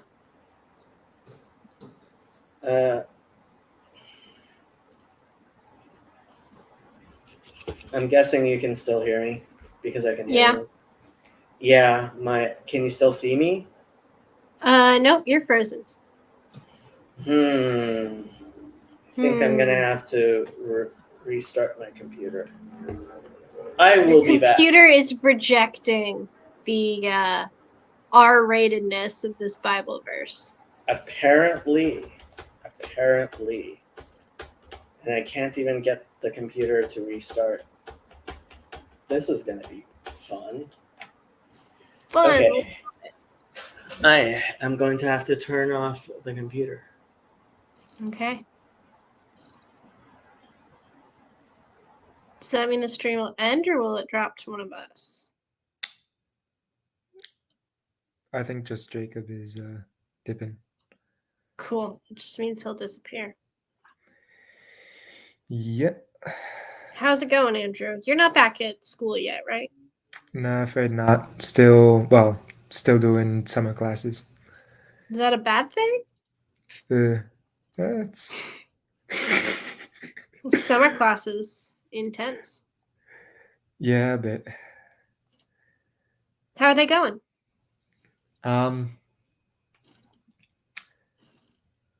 Engineering ethics is lots of writing, and physics. Which engineers don't do. Yeah. And physics is just a lot of work. So, Yeah. you know. That one's often hard. Uh-huh. Getting through it. Uh-huh. I'm assuming you're an engineering major of some flavor then? Yeah. Not very interesting at all, but hey, you know. No. Which kind? I like engineering. Chemical engineering. It's just about the most boring one. It's fair. My dad was an aerospace engineer, or is an aerospace engineer, so. Mm-hmm. No, that's good. Yep. Yeah. Uh-huh. Planes gotta He fly. does cars, though, not planes. Really? Okay. He transferred the knowledge from his aerospace engineering degree because he did it in Michigan. Mm-hmm. And so when you go to college in Michigan, the easiest thing to do is just to get a job with one of the many car companies there after you graduate. Mm-hmm. Yeah. And then which classics do you study? I mean, Latin and Greek mainly. I don't have like one particular thing I'm working on right now. Gotcha. I've been working on like late antique / early medieval stuff and the transition there, kind of the rise of Christianity, which is really fun.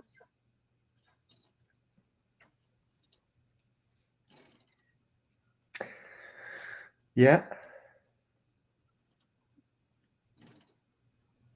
You know, I read this passage out of City of God. Mhm. That was like hella interesting, but City of God is like 800 pages or It something. is incredibly long. I have not read it in English or in Latin. Yeah. Yeah. I kind of So, dream of reading the Confessions in Latin, though. I think that would be yeah. cool. Yeah. Yeah, there's a I think Penguin does William, you are absolutely right. Greek has far too many verb cases. They're not cases for verbs. Tenses, conjugations, they're bad. Greek verbs are bad. I don't like them. Yeah. Anyway, City of God Yeah, and City of God Penguins. and Penguin. Yeah, Penguin does books with this is really weird. I don't know, I find them in the philosophy section. You pick up one of their books and they have it like in the original language on the left side and then in English on the right. I don't know why Oh, they do it. nice. Yeah. Facing translations are really nice because, well, there's a lot of reasons to enjoy them. You can like read quickly but check the translation if you're curious about what the original says in a particular part. Mhm. Or you can, it's like a halfway point when you're trying to like read the original language, but sometimes you just want to see how someone else made it make sense. Mhm. Yeah. So they're useful for both of those. I actually just got a side by side of German poetry, And he's back. which I'm excited to Wow. dive into at some point. Mhm. I think I have too many browser tabs open, and Bible Hub's website is actually pretty bad about. Not using too much memory. Yeah, I think they haven't had a good team of programmers updating it. And Poorly so optimized. yeah, The seems Bethesda like game websites.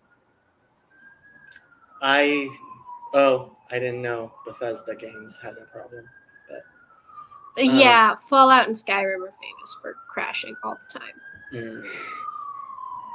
And being just really weird to run. Someone will get that joke later and be impressed by it. Okay, because I didn't get it. Okay, so the word agav shows up in there's Trey. Hey Trey. How's it going, Hello. man? How's Burning Man? Andrew, we weren't gonna discuss that in Oh, public. really? Oh, shoot. Oh, well, that's my bad.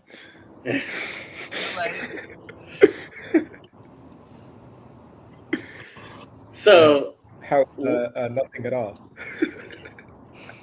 Nothing at all went well. I made it out of nothing at all very well. Okay. yeah, Glad to hear it. Good to hear. so that was one of the things. So this morning I'm like checking up on my wayward children, and one of them I can't find out what's going on was Trey, because he's been out of commission for like a week, and there's I did notice the Discord had been really quiet. Yeah. and there's like, if you're on Twitter, everyone's discussing how nothing has turned into an absolute disaster and people are talking about Ebola and like, Oh my gosh. yeah, it's like whatever. But I was glad that finally like Trey is out of there. Yeah. What was I watching? Oh, I think it was like a game show thing. And someone brought up that the number of Americans who have been married to Kim Kardashian is actually higher than the number of Americans who have died of Ebola.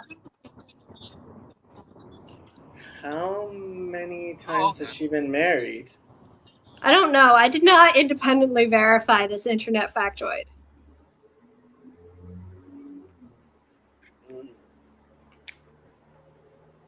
Well, so this.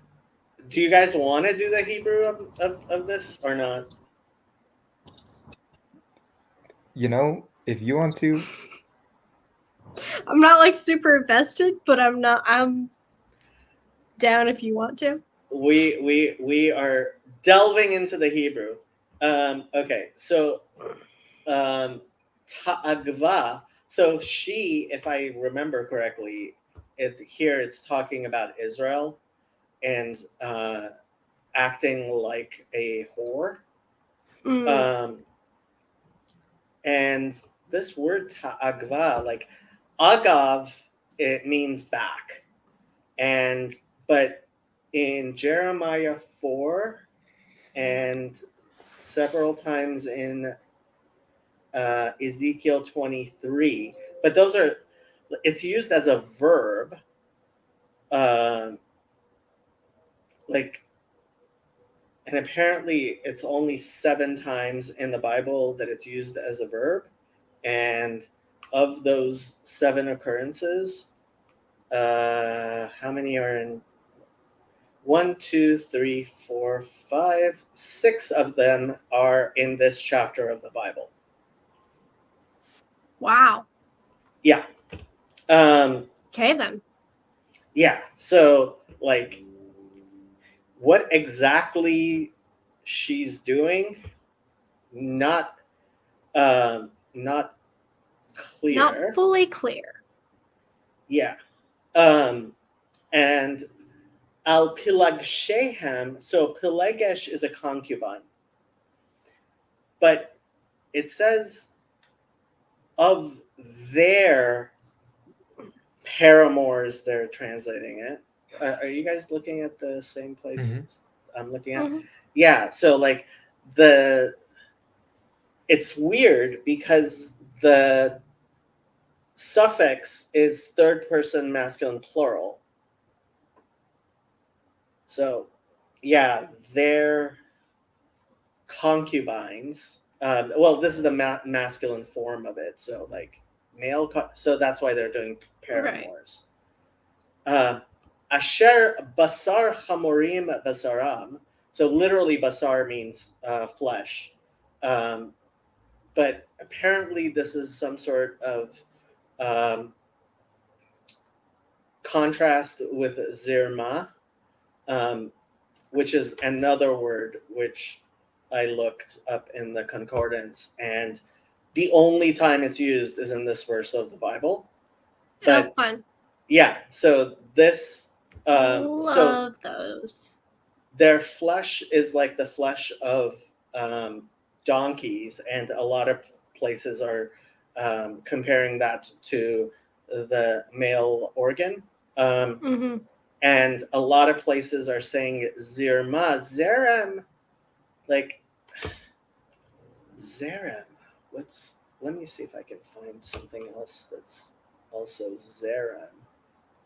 Let me see. Here, let me switch over to the thing.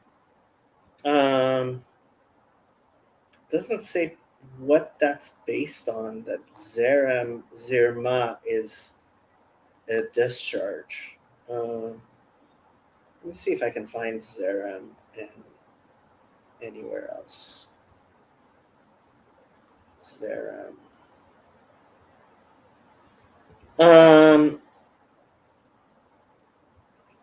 So Isaiah 4, וסוכתי היא לצל יומם מחורב למחסה ונסתור מזרם וממטר. So, okay, so matar is like light dew. So I guess here it's being used as to mean rain. Zeram tam shena yihu beboker chatzir yachlof.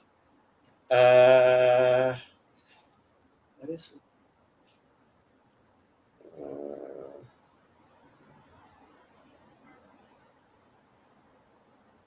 Zeram tam shena. I am not even sure what this word means here. Psalm 90, verse 4.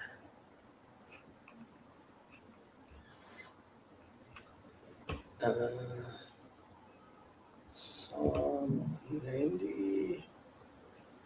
Verse 4.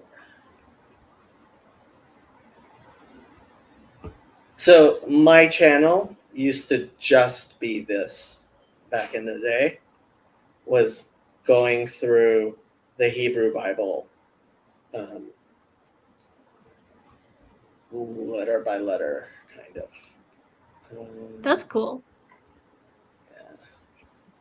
So let me see if I can find the correct. Zerma here, there.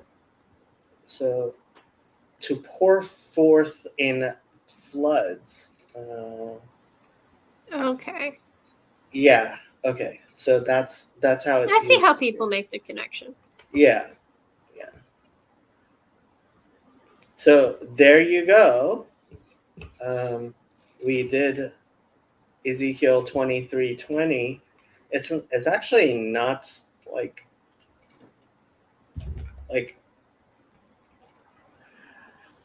people tend to be scared of certain parts of the Bible, which I find silly. It's the Bible. God knew what he was doing. What do you mean scared? Well, I mean, for example, I think in most yeshivas, like if you were to take this verse up to your teacher and be like, hey, what does this mean? Right? They're going to elide over it or whatever. And I think once you're 13, like the entire Bible is your Bible, and we need this was one of the things I was not happy with when I taught 7th grade. I had a boy who was who turned bar mitzvah, so he became 13, and there was the word saris, right? Means it's usually translated as eunuch. Trey, your mic is really loud.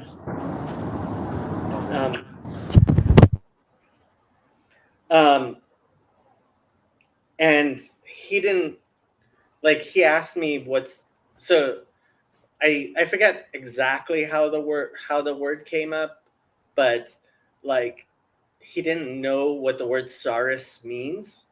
Mm-hmm. And that's one of the prohibitions in the Bible, is to castrate.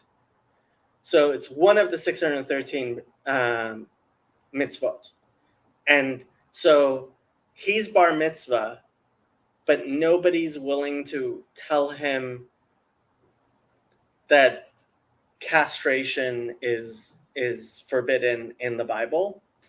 And that really, really grated on me. Yeah. Yeah. Because they people would say, oh, there's lots of sexual stuff that those mitzvot we don't talk about, right? Whereas in traditional families, including my rabbi, so he studies the entirety of the Mishnah with his sons before they turn 13. And one of the 6 orders of the Mishnah is Nashim, women. And that gets really graphic. And Interesting. like there are ways of explaining it, as obviously, like people have been teaching these Mishnayos to children forever, but like there are ways of explaining it, but like any kid that's smart enough like understands exactly what's going on, like because Well, and presumably, at least at some point, you want them to understand what's going on. oh, so before marriage there are mandatory classes that are supposed to teach you the exact, like, okay, now that you're getting married, these are the rules, especially around Nida, the cycle and stuff like that, Mhm. right? That would be really interesting to read, actually. I have several books that are meant for people who are about to get married. Like there are whole books that's like, oh, when you get married, here, this is, but like for people who are not, like for a 13, 14, 15, 16-year-old boy, and in a lot of places they would even say like until you're actually, oh, we're getting married, right? Then you don't need to know and you shouldn't be paying attention to this stuff at all. Mm-hmm.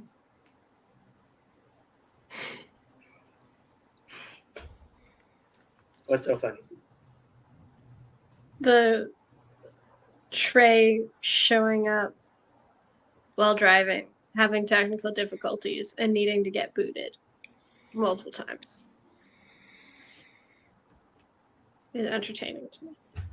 Cheder supposedly started in the 1st century. So the idea of public schools apparently, and I was surprised to find this out, the Talmud ascribes to a particular high priest during the Second Temple period who made it incumbent on the rabbinic courts to educate any child that doesn't have a father who is taking care of his education. Oh, So rabbinic courts are in fact responsible for the education of any child that in the community that their parents aren't doing what they're supposed to be doing.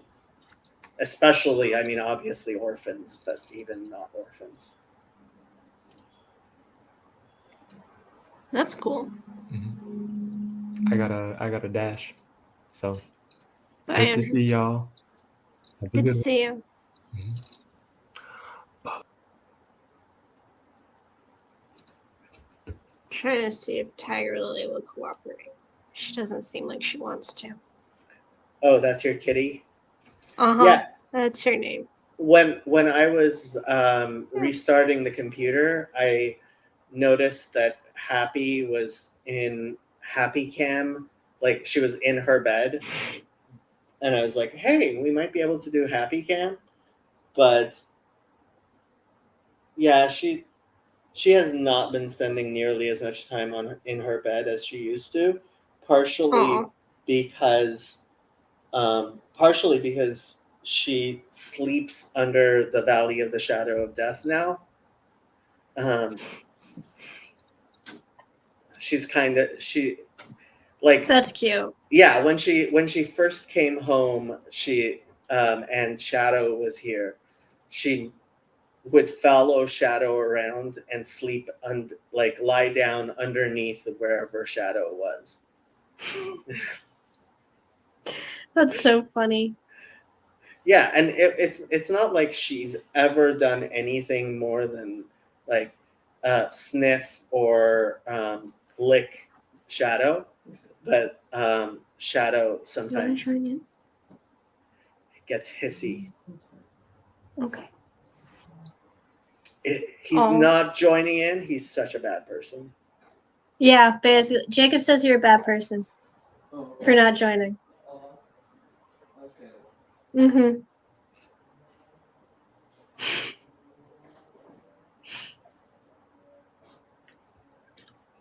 I think he's still finishing stuff up, but we'll see. The cat is very sad and disappointed because he's been busy all weekend. And I am a subpar substitute. Yeah, so for some reason, the minute I was putting on phylacteries today, Shadow decided she needed to be held.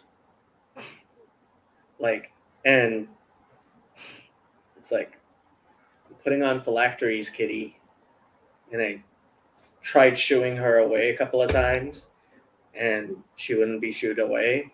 So, like, I ended up saying the Shema, holding a kitty in my arms. Aw. There's It a was- really good that's proof cats are the devil joke in there. Somehow. I guess. I mean, honestly, like, while I was saying Shema and, like, holding her, it was kind of like, hey, so I'm Monsignor McNamara didn't like this comparison, but it's a comparison I make a lot, which is like, we understand God less than my dog understands me. Like, when I put Happy in the kennel, which she hates, and she's destroying this, she's well on her way of destroying this almost indestructible kennel. Like, I'm just like, Happy, if you were calmer, I wouldn't even put you in the kennel.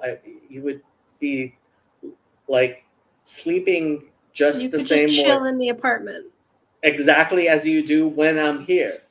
But Yeah. because when I am not here, you destroy things, I have to put you in the kennel, and you're constantly destroying the kennel, which, like, it's like, Yeah.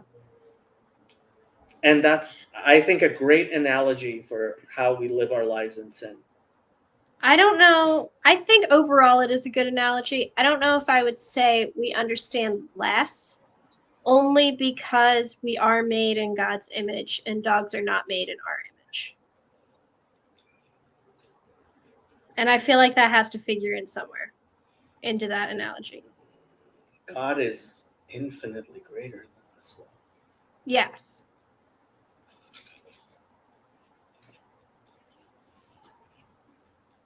But I think it's a very minor quibble overall. Yeah, Monsignor McNamara didn't like it. He said it's presumptuous to make that type of comparison.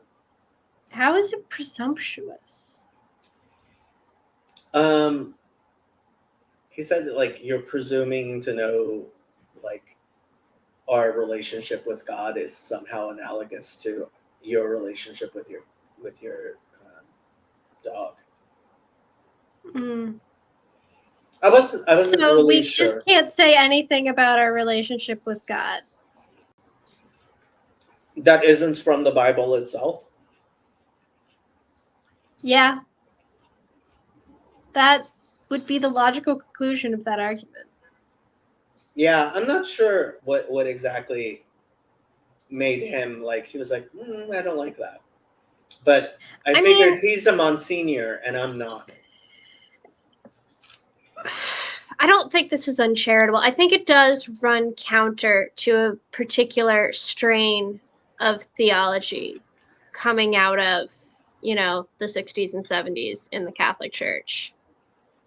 That I would guess Monsignor, who holds a vigil mass at 2 p.m., also holds to that strain of theology.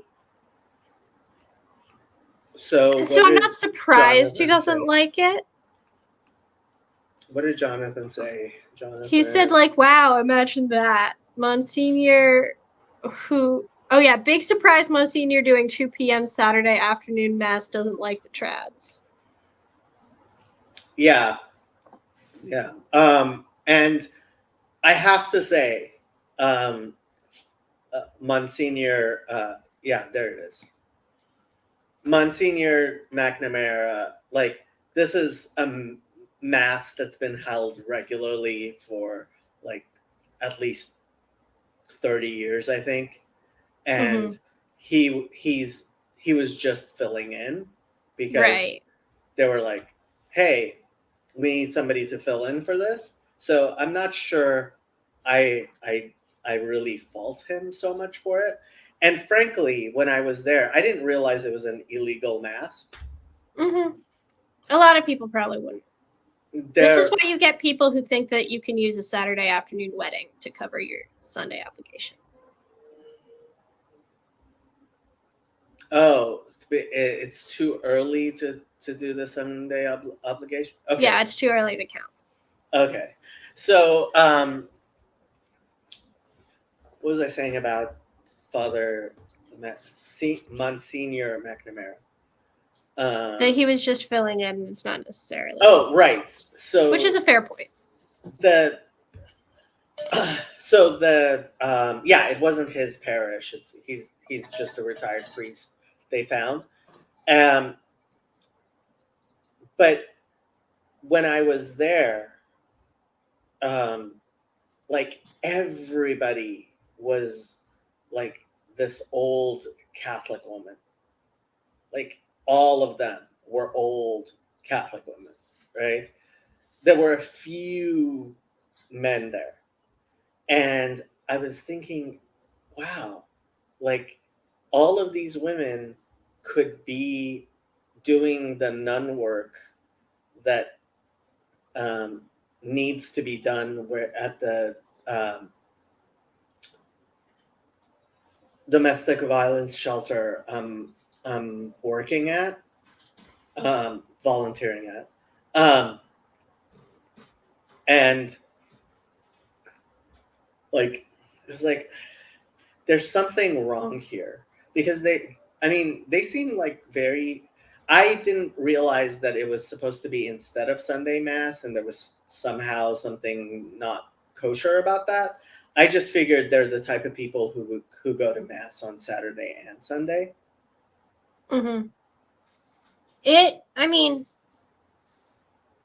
Yeah.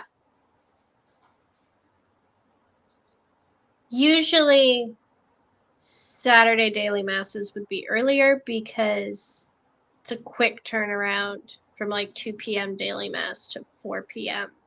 vigil mass. And at that point, you'd have to figure out what the readings were,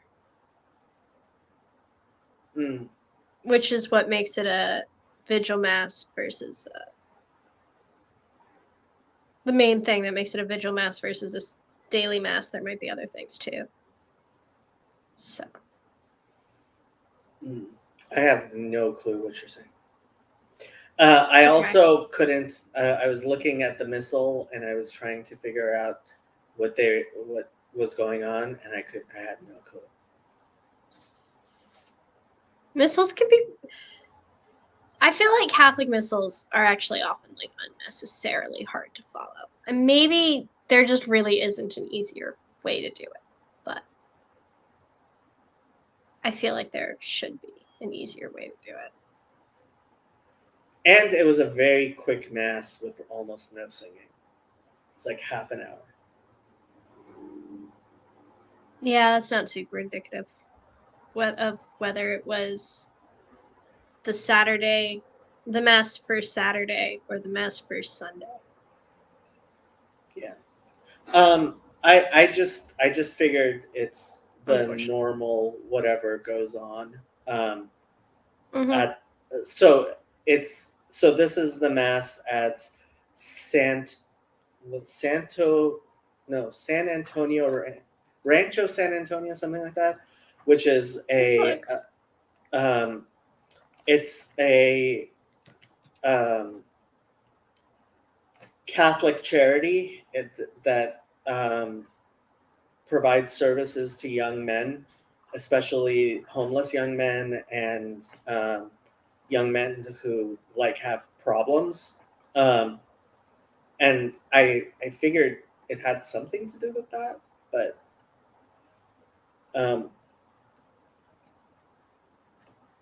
interesting.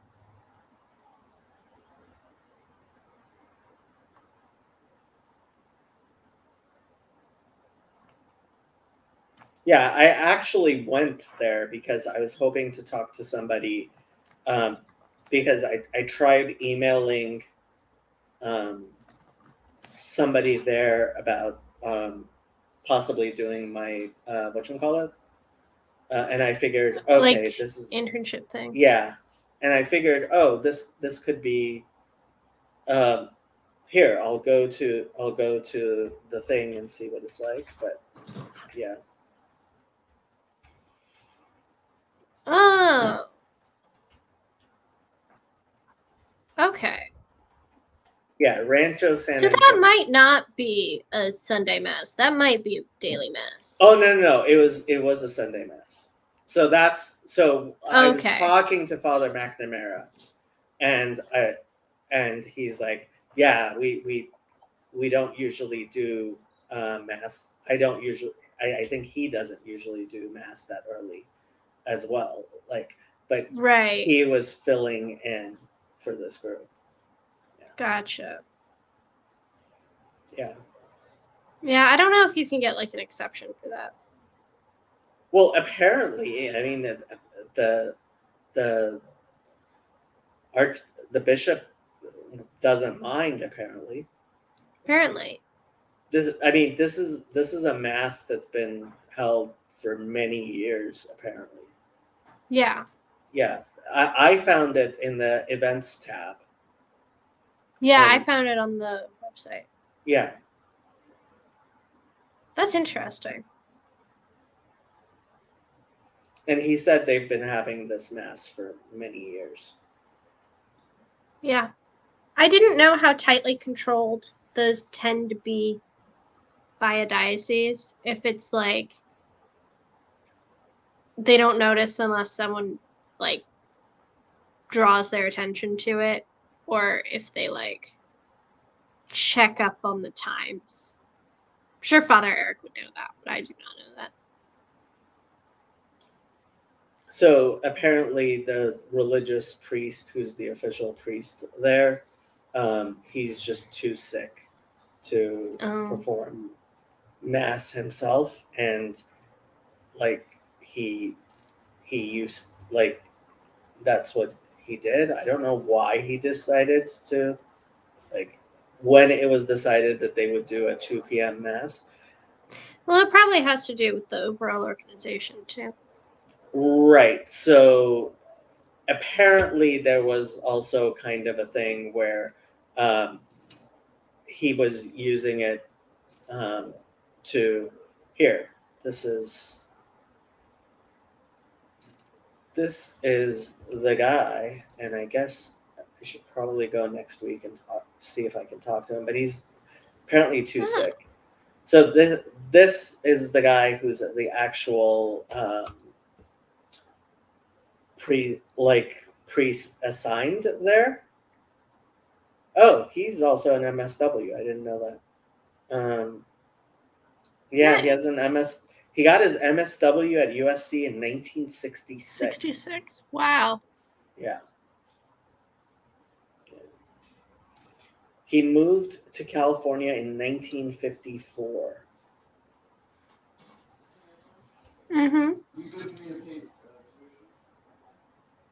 Yeah, so he must be close to 100 now.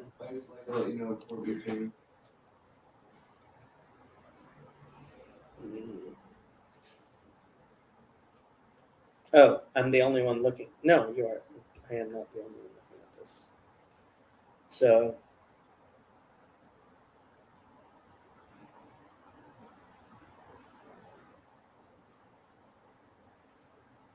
Brother John is a legacy at Rancho San Antonio. Why? To the Brothers of Holy Cross. Why does he go by brother? Oh, he's a religious priest. Yeah, they usually go by father, though, I thought. Father is like, takes priority as a title. I don't know. It could just be like a. legacy thing that he's been called. He was called a brother before he was. Yeah, like a legacy thing, or ordained. like a trying to be chill and casual sort Oh, of thing. a 60s thing? Okay. Little bit. I yeah, it doesn't say when might as well read this. Brother John Crow is a native of Detroit, Michigan. He is the fifth born of 7 children to Edward and Bernice Crow. Brother John moved to California in 1954. His hobbies include cooking, camping, golfing, and freshwater fishing. He actually lives there, apparently. In 1956 and 1957, he attended Cal State LA as a police science major and entered Brothers of the Holy Cross in 1958. The Brothers of the Holy Cross is a religious community whose apostolate works at our social work and teaching. Brother John attended St. Edward's University in Austin, Texas, where he received a Bachelor's of Science degree in 1960. And he received his master's degree in social work in 1966 from USC School of Social Work. He worked in the East Los Angeles area doing gang work, worked with the special services groups, and was a parole intern for the California Youth Authority. He has worked at Rancho San Antonio as a counselor, social worker, program director, assistant director, and was executive director from 1970 to 2015. So Wow. 45 years as thing. During his tenure as director, Brother John founded Rancho San Antonio's transitional housing program for young men, 20 beds. Transitioning from the foster care system, he developed a program and raised the funds to ensure that youth leaving the foster care system would not be homeless. To this day, Brother John has ensured that the program has sustainability in the future without any government funding. The dining hall has been dedicated to Brother John in honor of his love of cooking and his connections to the staff and youth in the kitchen. In 2022, one of the residential programs was named after him, Brother John's House. He has been honored by the California Department of Social Services, Children and Family Services Division for his valued participation and expertise in out-of-home care public policy forums. Was in out-of-home care, period. I think. No, I don't know. Was named Chatsworth Citizen of the Year in 1994, 1995. Chatsworth is a very small thing.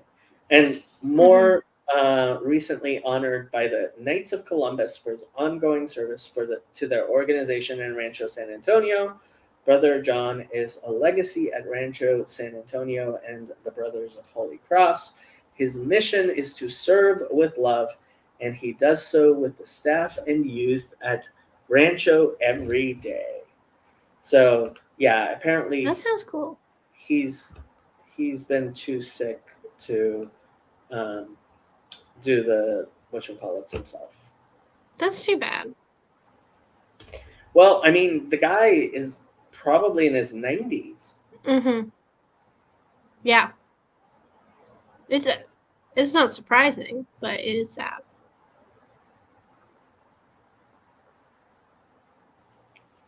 Yeah, Monsignor McNamara is also retired, but he only retired because he was going to go take care of his brother, and then his brother died. Oh. His brother is also a priest. Was also a priest. Oh, that's cool. Yeah, I mean, Good for them. I thought one person usually took one for the team. It wasn't like Well, it depends. yeah. Some families you get multiple. I mean, I'm always fascinated by Saint Therese of Lisieux's story because all 4 or 5 of them became nuns, I think. Wow. They had 4 or 5 girls and they all became nuns. Which is intense. Yeah, I mean, frankly, like in Judaism, that would be considered a horrible thing to happen. Yeah. In Catholicism, it's definitely viewed differently than that. It's, yeah. I remember Justice Rehnquist talking about his son becoming a priest and taking one for the team. Apparently he had 9 sons or something. Oh, wow. Yeah, and very religious Catholics. Let me see if I can find out. Yeah, I mean, I don't. No, not Rehnquist, Scalia. Why did I say Rehnquist? Oh. Yeah. Yeah, I personally don't like that joke a ton. Yeah, so he has 9 children, including Eugene Scalia, who's an American attorney. Does he have a daughter named Elizabeth? He could. I mean, I don't know. Let me see if I can find his personal life. Because there's an Elizabeth Scalia who writes for Word on Fire, which is Bishop Barron's thing, and I can never tell if she's related to him and just doesn't want to talk about that in her bio every time because it's the only thing people would, remember about her. Or if she's not related and just happens to have the same last name. So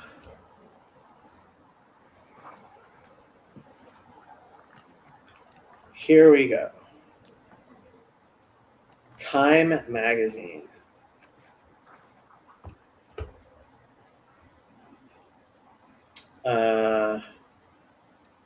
Growing up Scalia.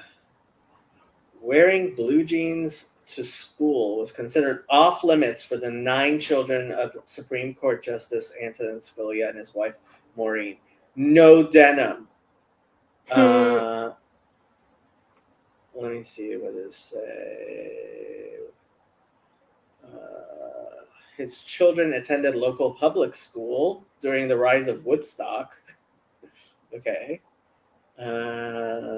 Scalia's eldest son, Eugene Scalia, I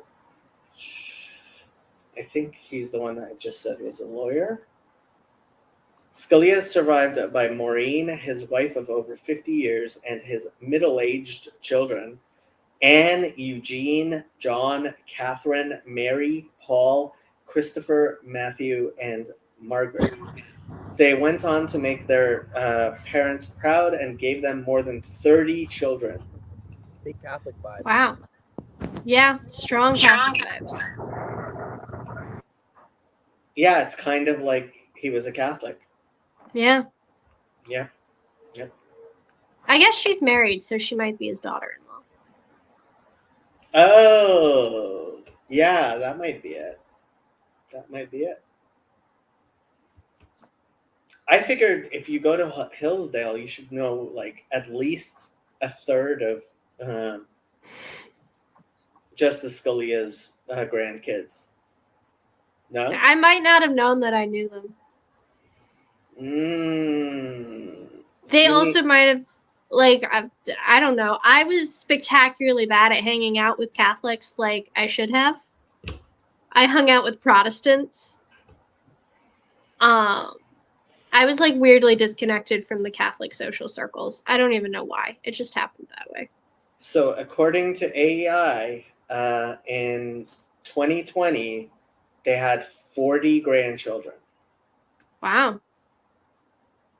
But I feel like they wouldn't necessarily go to Hillsdale. I feel like most of them probably wouldn't go to Hillsdale.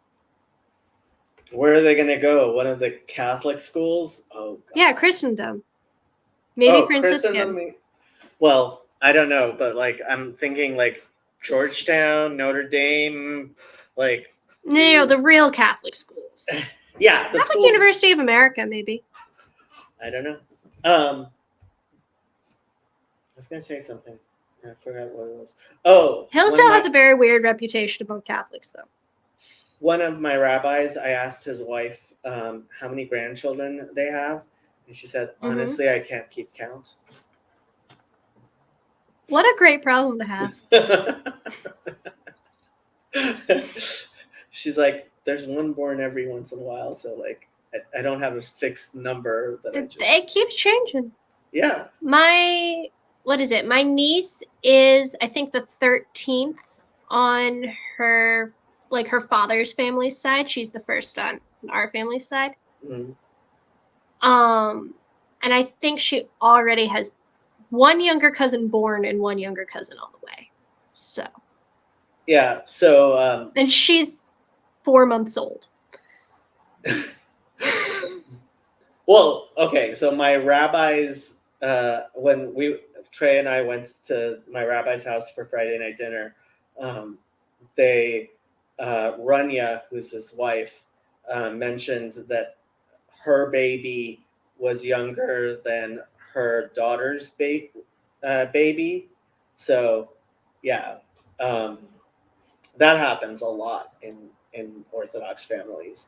Like Makes sense. You end up being born an aunt or an uncle. Yeah. I mean, if you start having babies young enough, it just works out that way. Yeah, I mean, I actually have an aunt who's younger than one of my cousins. The other thing I was going to say is Al Gore, on one of his campaign stops, had gone to a Hasidic neighborhood, and somebody had told him like that they're very into family, so talk about family. And he starts talking about how he just had his first grandchild, and he asked somebody like, how many grandchildren do you have, and the guys like gave a number in the hundreds. That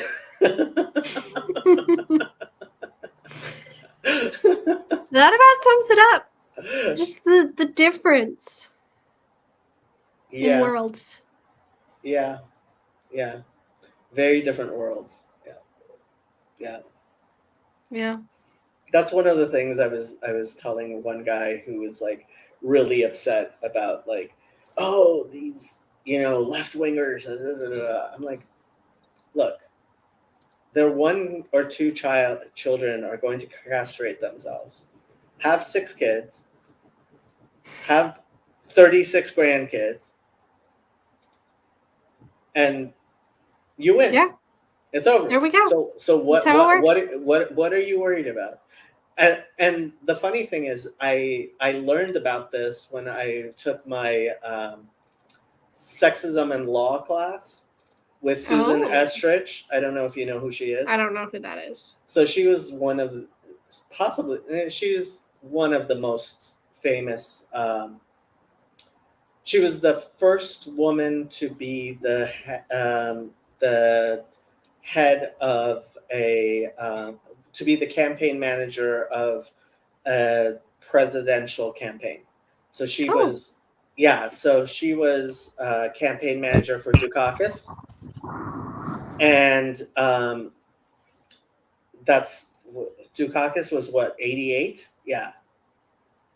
And she was teaching that class, and I took it, and in the class, like, she was really trying to warn the women in that class, and it was almost all women, about all of the things that she was really, she was like, okay,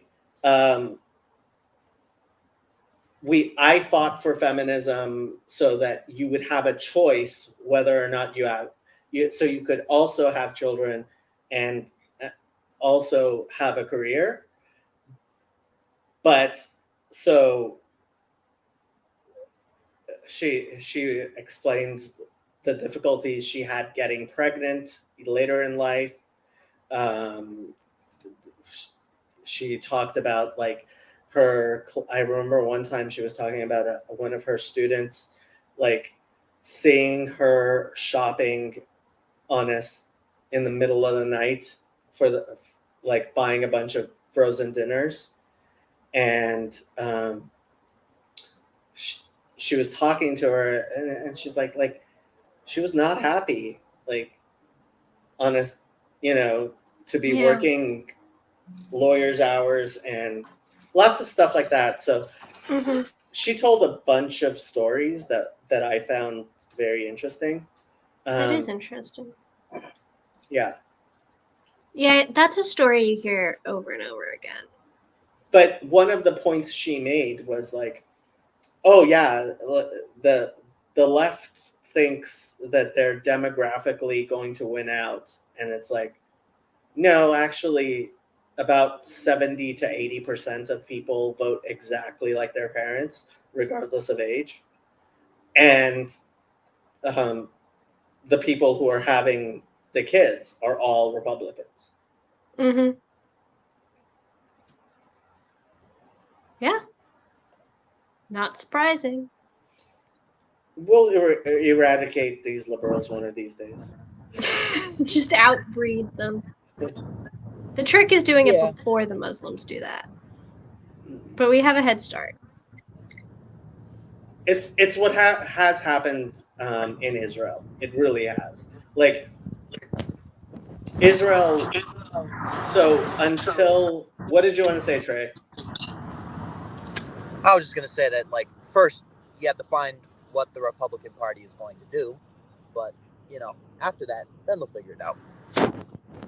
Okay. Just replace it with the American Solidarity Party. Next question.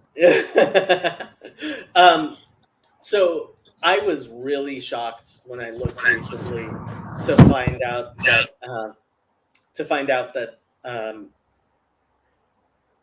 so Israel, when it was first founded, like Labor, the Socialist Party, was like the party, and that there was even talk of like only having one party, right? No? And for many years, Labor was the only party that actually like became prime minister, and then eventually there started to be two parties, Labor and the right wing party, and then which the names changed. Likud is probably the best known name. But when I looked a few years ago, that was the first time I saw, all of the left wing parties put together had fewer than 20% of the seats. Oh, wow. Yeah. Like it's Yeah. completely collapsed. Completely. Makes sense. Yes, Trey? Actually, I do have a story. So at the place, there was so many Israelis, like it was so crazy, and it was just wild because they would be like, "Oh, I'm keeping kosher, but I'm doing mixed dancing." It's like, what is up with these youths? It is Israelis I am not surprised that there were Israelis. When I was actually working for a rabbi, I suggested that we take an RV and have Shabbat at Burning Man. So there's like a synagogue and services and Friday night dinner. We didn't actually do that, but we considered it. So that is a thing at Burning Man. They do have it was canceled because of the rain, but they on the itinerary they were gonna do Shabbat dinner. Yeah, but I was taking like my rabbi who you met, like a genuine Hasidic rabbi there. I can't hear you. I said I don't think he would survive. So originally the first emissaries that the Rebbe sent, he sent to Haight Ashbury and to Berkeley and Woodstock and so that is possible, but I would not be surprised if some burner slipped some in like his drink. Like that would be not surprising to me. That would also, well, actually, like slipping it into people's stuff, like that's pretty egregious. I mean, yeah, that is egregious. You know, maybe you're right on that. Just the things I've seen already. I trust Burns. Maybe I don't also trust Burns. I have no clue. I've never been to Burning Man.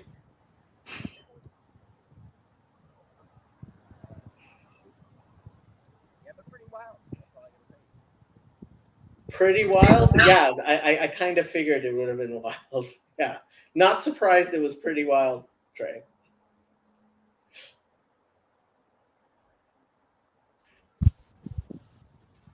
I'm glad you got out. How'd you get out when all the roads are I can't hear you. Hold up.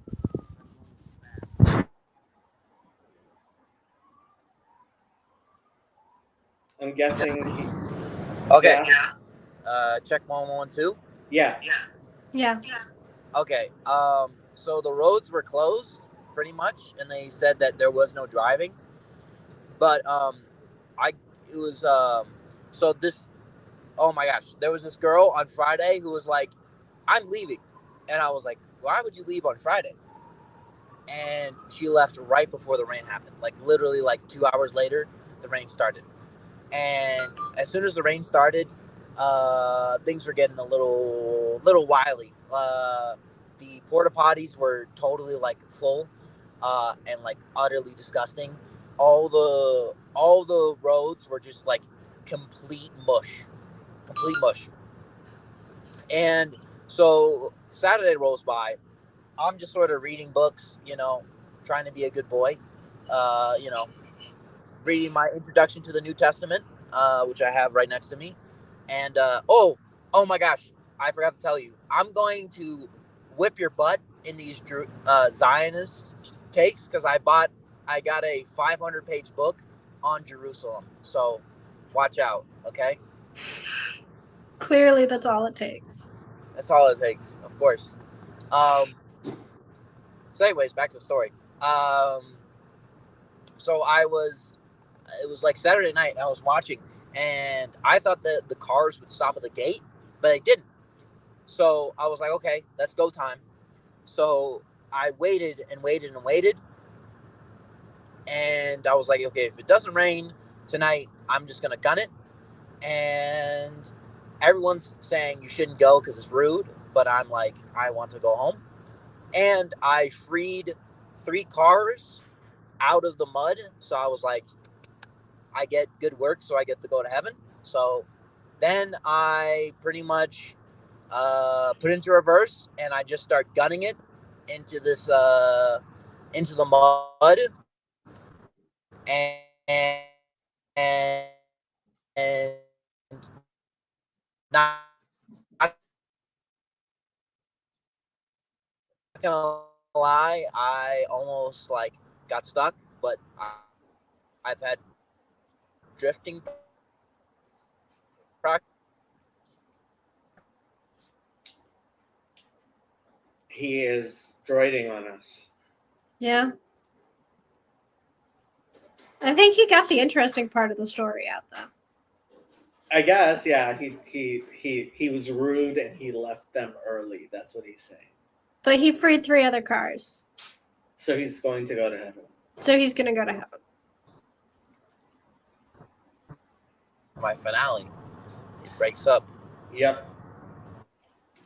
God didn't want to hear it. Well, God didn't want us to hear it. Anyways, yeah, I almost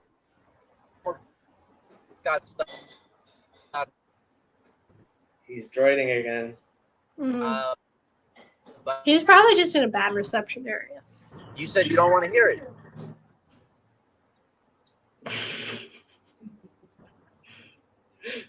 Okay. While I think probably any video on the internet by somebody who had been at Burning Man explaining what happened would probably like do really well. At the same time, I don't think I'm going to clip that and put it on Instagram or anything.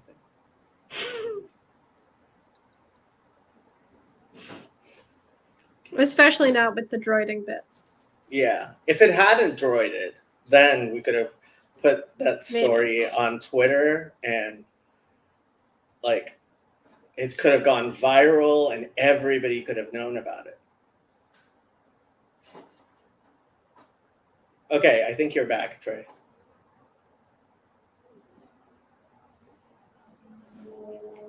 You muted yourself, but you're back.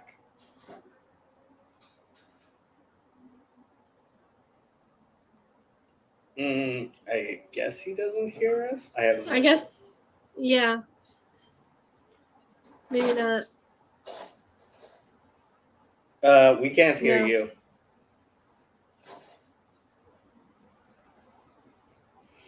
Okay. We lost Trey. Lost the one interesting story on the stream. I think I'm. Oh, he's back. Should I let him back on? We can There see. he is. I have full bars. We'll see what that does. Okay, so you were telling us you helped 3 cars out, and then what happened? And then I was like, well, I deserve to leave now. There was like sort of a police officer that was saying like, you guys can't leave. But because I helped 3 cars, as I was driving off, he didn't yell, but there was like, I don't know, like 5 people saying like, you shouldn't drive and blah, blah, blah, blah. And I was like, I don't care. And then there was a couple rivers that were created and I just like gunned it past the rivers. Now I'm at Bishop. Already made it Daring out. Trey.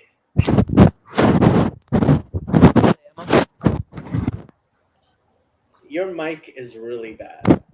I'll just Yeah. close to my face and then maybe that'll fix everything. It fixes everything.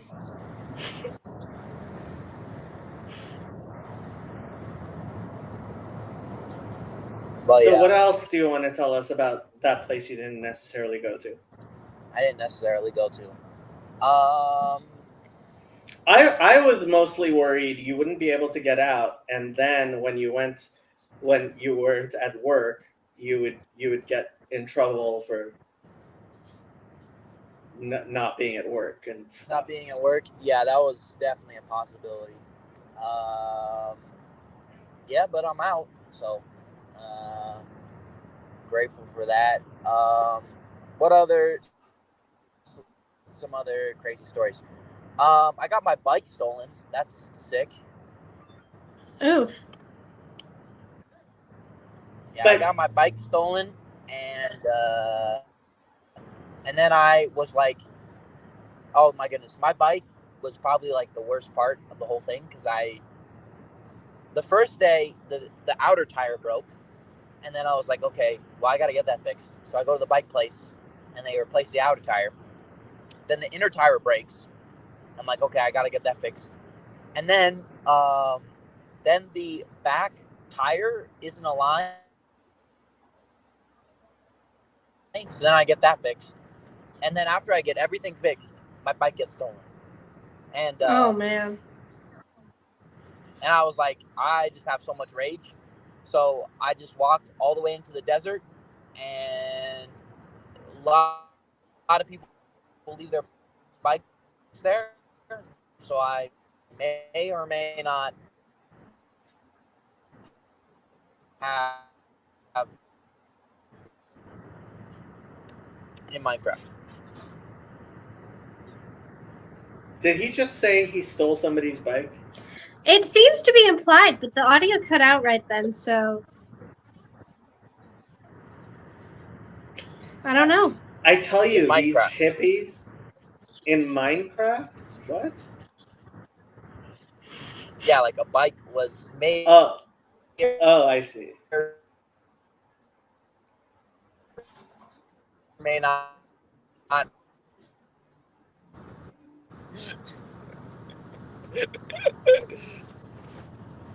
Trey amused himself way too much.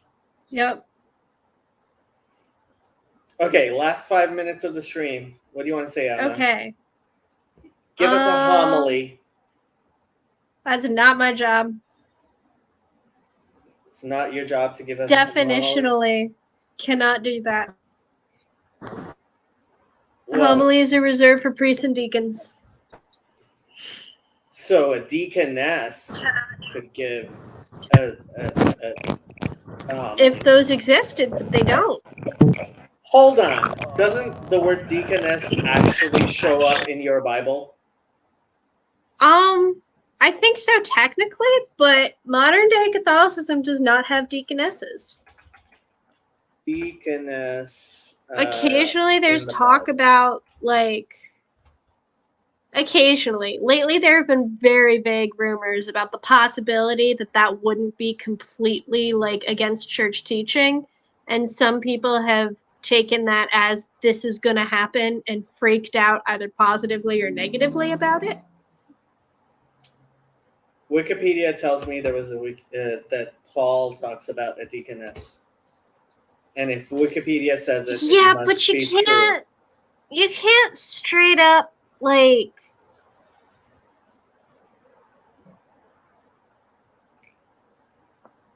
just because the word deacon is used in the New Testament doesn't mean it correlates to the modern church office of deacon. It's not exactly how that works.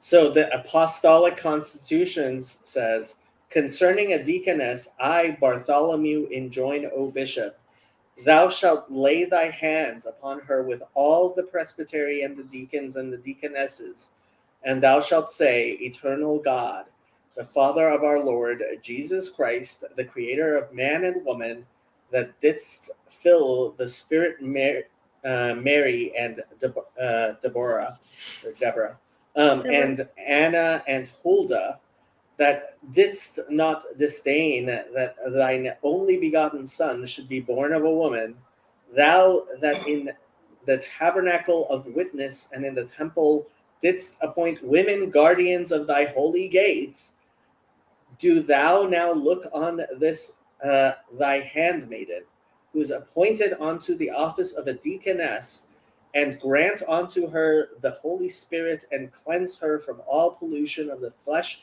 and of the spirit, that she may worthily accomplish the work committed unto her, to thy glory and the praise of thy Christ. This is the Apostolic Constitutions. Yeah. That doesn't make it a thing in the modern day Catholic Church. This is what I mean by it's not necessarily, like, impossible or illicit. Mm-hmm. It just isn't a thing right now. And someone would have to make it a thing again.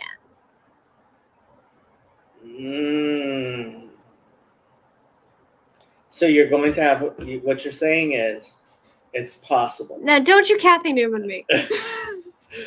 What you say? So there's a chance, right? There, as far as I understand it, there is a chance. If it becomes a thing, cool. If not, cool. I am not super invested in this, to be honest. Billy Ray decided to join exactly at the minute we were about to stop the thing. No, he joined 2 minutes ago. Yeah, this is true. It was 2 minutes ago. It was 3 minutes before we stopped. But we were talking about deaconesses. Yeah. Yep. We'll see. Women. I think Colin should be a deacon someday, but we'll see how that goes. So there are 3 major denominations in Judaism, and the two that decided to ordain women, I don't recognize as Judaism anyway, because they're not Orthodox. But ordaining women has destroyed their denominations, and they're being absolutely destroyed by it. Okay. That is definitely a data point to consider.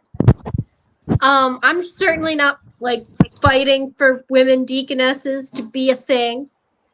I I fully consider this like not that relevant to me and not that I'm not invested in this argument. How many? So, when we were at the convent, it was the first time that I had heard of grandmother convents, which is Mm. women who, after their husband dies, go and join a convent.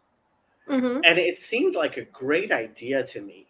And I'm wondering, like, if there are orders of grandmothers. I don't think there usually are, just because practically that's somewhat difficult, and you want, something of a mix of ages so that it's not just all old people or older women.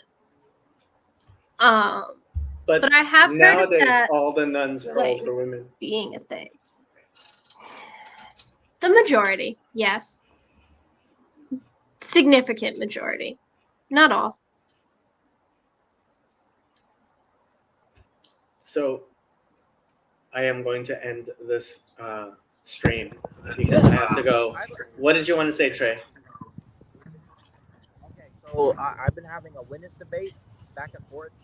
So some witnesses feel uncomfortable going to museums with naked women on them, and some like. Do you think religious people should go to naked women? Yes or no? You're getting like more and more quiet. Yeah.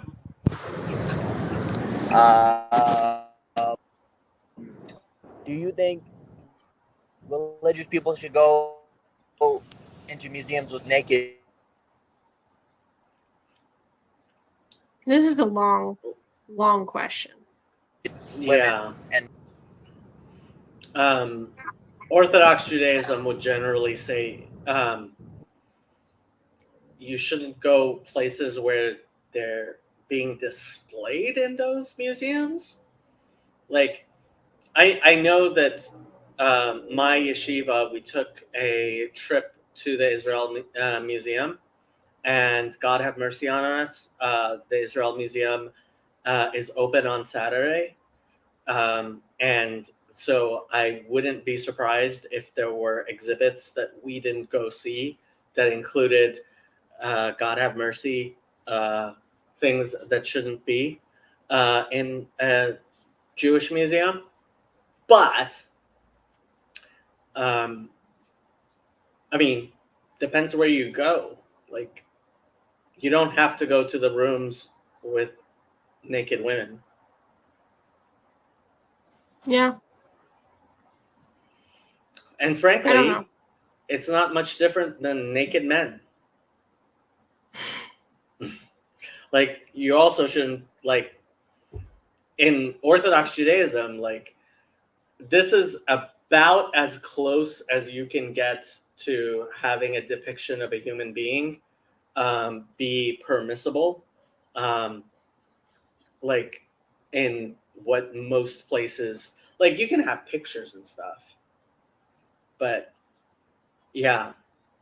Anyway, I am going to end this stream because I have to go. It was nice Yeah. talking to you, Emma. You're Nice always talking welcome. to you too. Bye, people. Bye, There's everyone. the Catholic stream is happening in like an hour or so. So Probably half an hour usually. really, I thought it started. Well, Father Eric usually starts at 7:30. okay. Ted starts at 8. Mm. It depends who's running it. I'm pretty sure. I don't know. Okay. Anyway, talk to you guys later. Anyway, bye everyone.